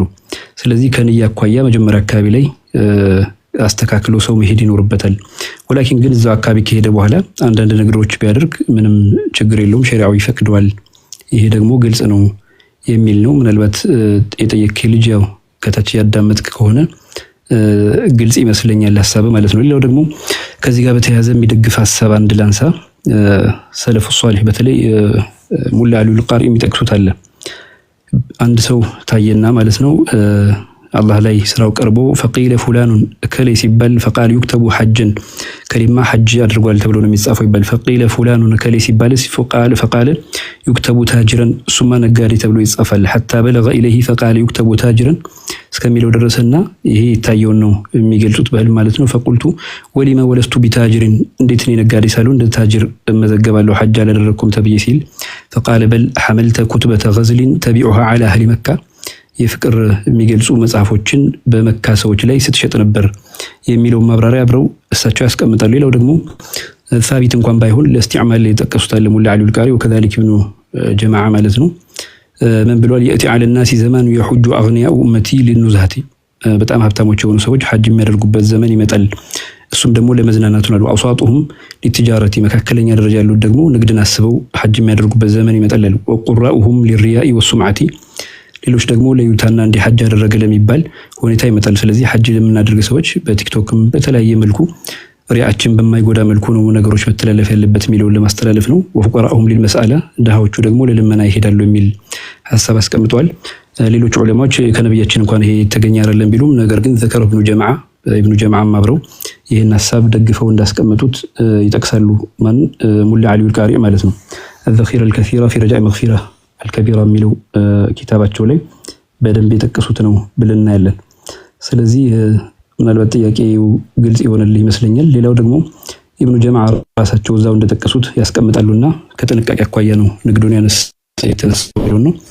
ويغلط كثير من الناس فيحجون بيت الله طالبين لرحمته ብዙ ሰዎች አላህን ቤት መንጎበኙ ሐጅ ምናደርገው ረሱ ረህመት ፈልገን ነው ብለው በማሰብ ይሳሳታሉ አሉ። ቢማ قد يكون جالبا لنقمته ምናልባት ከአላህን ቁጣ የሚያስገኝ ነገር አብረው እነሱ ሊያመጡ ይችላሉ። በዛ ምክንያት ይላል فيصرون على ارتكاب السيئات ويبالغون في التباهي بالمحرمات በዚህ አይነት ሁኔታ ሊያደርጉ ይችላሉ ይሉና ሌሎችም ነገሮች ከተጠቀሱ በኋላ የቁርአን አያ ያስደግፋሉ። فليحذر الذين يخالفون عن امره ان تصيبهم فتنة او يصيبهم عذاب اليم ብለው የሚለውን የቁርአን አንቀጽ يخالفون عن امره ማለት ያው خالف የሚባለው እንኳን ያው ኡስታዞች በደንብ ይገባቸዋል። ሙተዓዲ ፊዕል ቢሆንም عن امره የሚለው ጃርና መጅሩር ሆኖ መምጣቱ አይخرجون በሚል ማዕና እንደመጣ ግልጽ ነው ማለት ነው። ስለዚህ ጥንቃቄ ወሰዱ የሚለውን ነገር ለማስረዳት ያክል ነው። ኢንሻአላህ ተዓላ ምናልባት አንድ ቁጥር መጻፍ ትችላለህ ግልጽ ያልሆነልህ ወንድሜ ሐሳቡ ይሄ ነው ለማለት ነው። ኢንሻአላህ ሐሳቤን ጨርሻለሁ። ሰላም አለይኩም ወራህመቱላሂ ተዓላ ወበረካቱ። ወአለይኩም ሰላም ወራህመቱላሂ ወበረካቱ። ኡስታዛችን ሸኻችን ሼክ ኢንጂነር ሸፋክሩዲን እንግዲህ ሐሳብ አስተያየታችሁን ኮሜንት ላይ አንድ ቁጥር ገጽ በመጻፍ መስጠት እንደምትችሉ ለመግለጽ እንወዳለን። እዚህ ዘመታ ወርቅ ነው አሚር አብዱ ያላችሁን ሐሳብ አስተያየት መስጠት ትችላላችሁ። በፕሮግራማችን ላይ መቀነስ መጨመር ያለበትን እንደዚሁም እንደ ጥያቄ የፈጠረባችሁ ጉዳይ ካለ መድረኩ የናንተ ነው። ቅድም በዛው በነካ እጃቸው አንድ ሼክ ፈኽሩቅ ፍቃድ ከሆነ ማሽ ፍቃድ ነው። አብሽሩ ቅድምም በእንትን የጠየቀ ነበር። ምናልባት ካለ አሁን እዚሁ ላይ ካለ ብዙ ጊዜ አንዳንድ ሴቶች በዛው ኃይል ይመጣባቸውና ጧፍ ማረግ አትችልምና እንዲሁ ከሷ ጋር አብረው ያሉት ጀማዓዎች ያመልጠውኛል ብላ ከሰጋች የሚል ኮሜንት ጽፎ ነበርና በዛውም ቢያክሉለት ለማለት ያህል ነው። ጀዛኩሙላህ ኸይር። አፎን እሺ አብሬ ለመመለስ ያክል ነው። ኢንሻአላህ ጥሩ ጥያቄ ነው። ይሄ አሁን የሚመለሰው ምላሽ ምንድነው? ያው ጧፍ ማለት ቢመንዚለት ሶላት ነው፣ በሶላት ደረጃ ያለ ነው። ስለዚህ ያለ ጧሃራ አይቻልም። ነገር ግን መጠቀም የምትችለው ምንድነው? ሐይድ ማቆም የሚችል መድኃኒት መጠቀም ትችላለች። ምናልባት ጉዳት ሙሉ በሙሉ እሷ ላይ የማያመጣ እስከሆነ ድረስ እሱን ተጠቅማ ሐጅ ማድረግ ጧፍ ማድረግ ትችላለች ማለት ነው። ከዛ ውጭ ግን ጧሃራዋ በሌለበት ሁኔታ ሐጅ ማድረግ የሚል ንግግር ያው በሸሪዓ ዑለማዎች ተቀባይነት አያደርጉለትም። ምናልባት የሆነ ሰምቻለሁ የሚል ከሆነ አንዳንድ አህናፎች ጥቂት በሆነ መንገድ አድርገው የገለጹት ነው እሱን ቀውል ማለት ነው። ولكن ግን ዑለማዎች የሚቀበሉት አይደለም። በጧሃራ ብቻ የሚደረግ ነው። ቢመዚለት ሶላት ነው እና በሶላት ደረጃ ያለ ነው። ስለዚህ በሶላት ደረጃ ያለ ደግሞ ያለ ጧሃራ አይሆንም የሚለውን ግንዛቤ እንደምትወስድ ተስፋ አደርጋለሁ። ምናልባት በቴሌግራም የጠየቀኝ ልጅም ከሆንክ ቅድም ሼኽ ኢሳ በቁርአኑ ነው ያብራሩ ስለነበረ የበለጠ ግልጽ ይሆንልኝ እሳቸውም ሐሳብ የኔም ሐሳብ ተመሳሳይ አያው ላይ ያለ በመሆኑ ለማብራራት ያክል እንደሆነ ተስፋ አደርጋለሁ። ግልጽ እንደሆነልን ተስፋ አደርጋለሁ ማለት ነው። ሰላም አለይኩም ወራህመቱላሂ ተዓላ ወበረካቱ። ምናልባት ጥያቄውን ቼክ ለማድረግ ስክሪንሻት አድርጌው ነበር ለጁማ ቢያንስ ይመለስለታል ብዬ አቡኪ ማሜን የጠየቀውና ሴት ልጅ ግዴታ የጠዋፍ ሳታደርግ የወር አበባ ቢመጣባትና የጉዞ ቡድን የሚመለስ ሰዓት ቢደርስ በኪታብ ህግ መሰረት ያሏት አማራጮች ምንድናቸው የሚል ነው ጥያቄው። ጠዋፍ ባታደርግ ሲባል ያው ብዙ አይነት ጠዋፎች ነው ያሉት። ከነዛ መካከል አንዳንዶቹ እንደ ዋና የሚወሰዱ እንደ አርካን የማይወሰዱ ጠዋፎች አሉ። እሱን አይመስለኝም እያልከለሁ። ነገር ግን እንደ አርካን የሚወሰደውን ጠዋፍ ከሆነ ያላደረገችው ያው አርካን ስለጎደለት እና ከነሱ መካከል አብራ ተሳታፊ ካልሆነች ሐጅ አደረገች ተብሎ አይወሰድም ማለት ነው። ለምንድን አንዱን አርካን ዋናውን ቦታ ያው ስላላደረገች የሚለውን ግንዛቤ እንድትወስድ ነው። ምናልባት ጥያቄ ደግሞ በሚቀጥለው ጁምዓ የበለጠ ብትመጣ ደግሞ ሐሳብን በደንብ ተረድቼ ልመልስልህ እችላለሁ ብዬ አስባለሁ። ወሰላሙ አለይኩም ወራህመቱላሂ ተዓላ ወበረካቱ።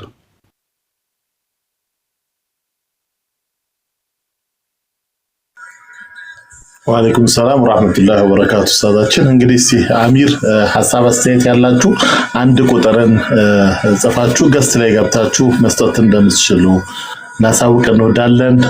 አድማጭ ተመልካቾቻችን እየተከታተላችሁ ያላችሁት የነጃሺ ሚዲያን ሳምንታዊ ጥንቅርን ነው እየሰማችሁ ያላችሁት። ነጃሺ ሚዲያ እንግዲህ ሳምንታዊ የሆነውን የረቡዕ ምሽት ወቅታዊና አስተማሪ ዝግጅት ነው። የሐጅና ፋይዳው የሚል ርዕሰ ጉዳይ ላይ እየተማማርን ያለ ነው። ሁላችንም እንግዲህ ከልብ አድርገን እናመሰግናለን። አስተያየት መስጫ ሰዓት ላይ ያለ ነው። ነጃሺ ሚዲያን በዩቲዩብ ሰብስክራይብ አድርጋችሁ ቤተሰብ ሆኖ እዚህም ነጃሺ ሚዲያን ፎሎ አድርጉ። ኡስታዝ ሸፈክሩን፣ ኡስታዝ ኢሳን፣ ወንድም አብዱ ሰታር፣ ኡስታዝ አብዱል ሐሚድን እንደዚሁም ኡስታዝ ሂከምን ፎሎ አድርጉ። እንደዚህ አይነት ትምህርቶች እንድታገኙ ምክንያት ስለሚሆኑ ግብዣችን ነው ለእናንተ። እንግዲህ የነጃሺ ቤተሰብ ሆናችሁ እንድትቀጥሉ ጥሪያችንን እናቀርባለን። አስተያየት ያላችሁ አንድ ቁጥር ወይ ደግሞ ገስት ላይ ገብታችሁ እንድትሰጡ ሰዓቱ የእናንተ ነው።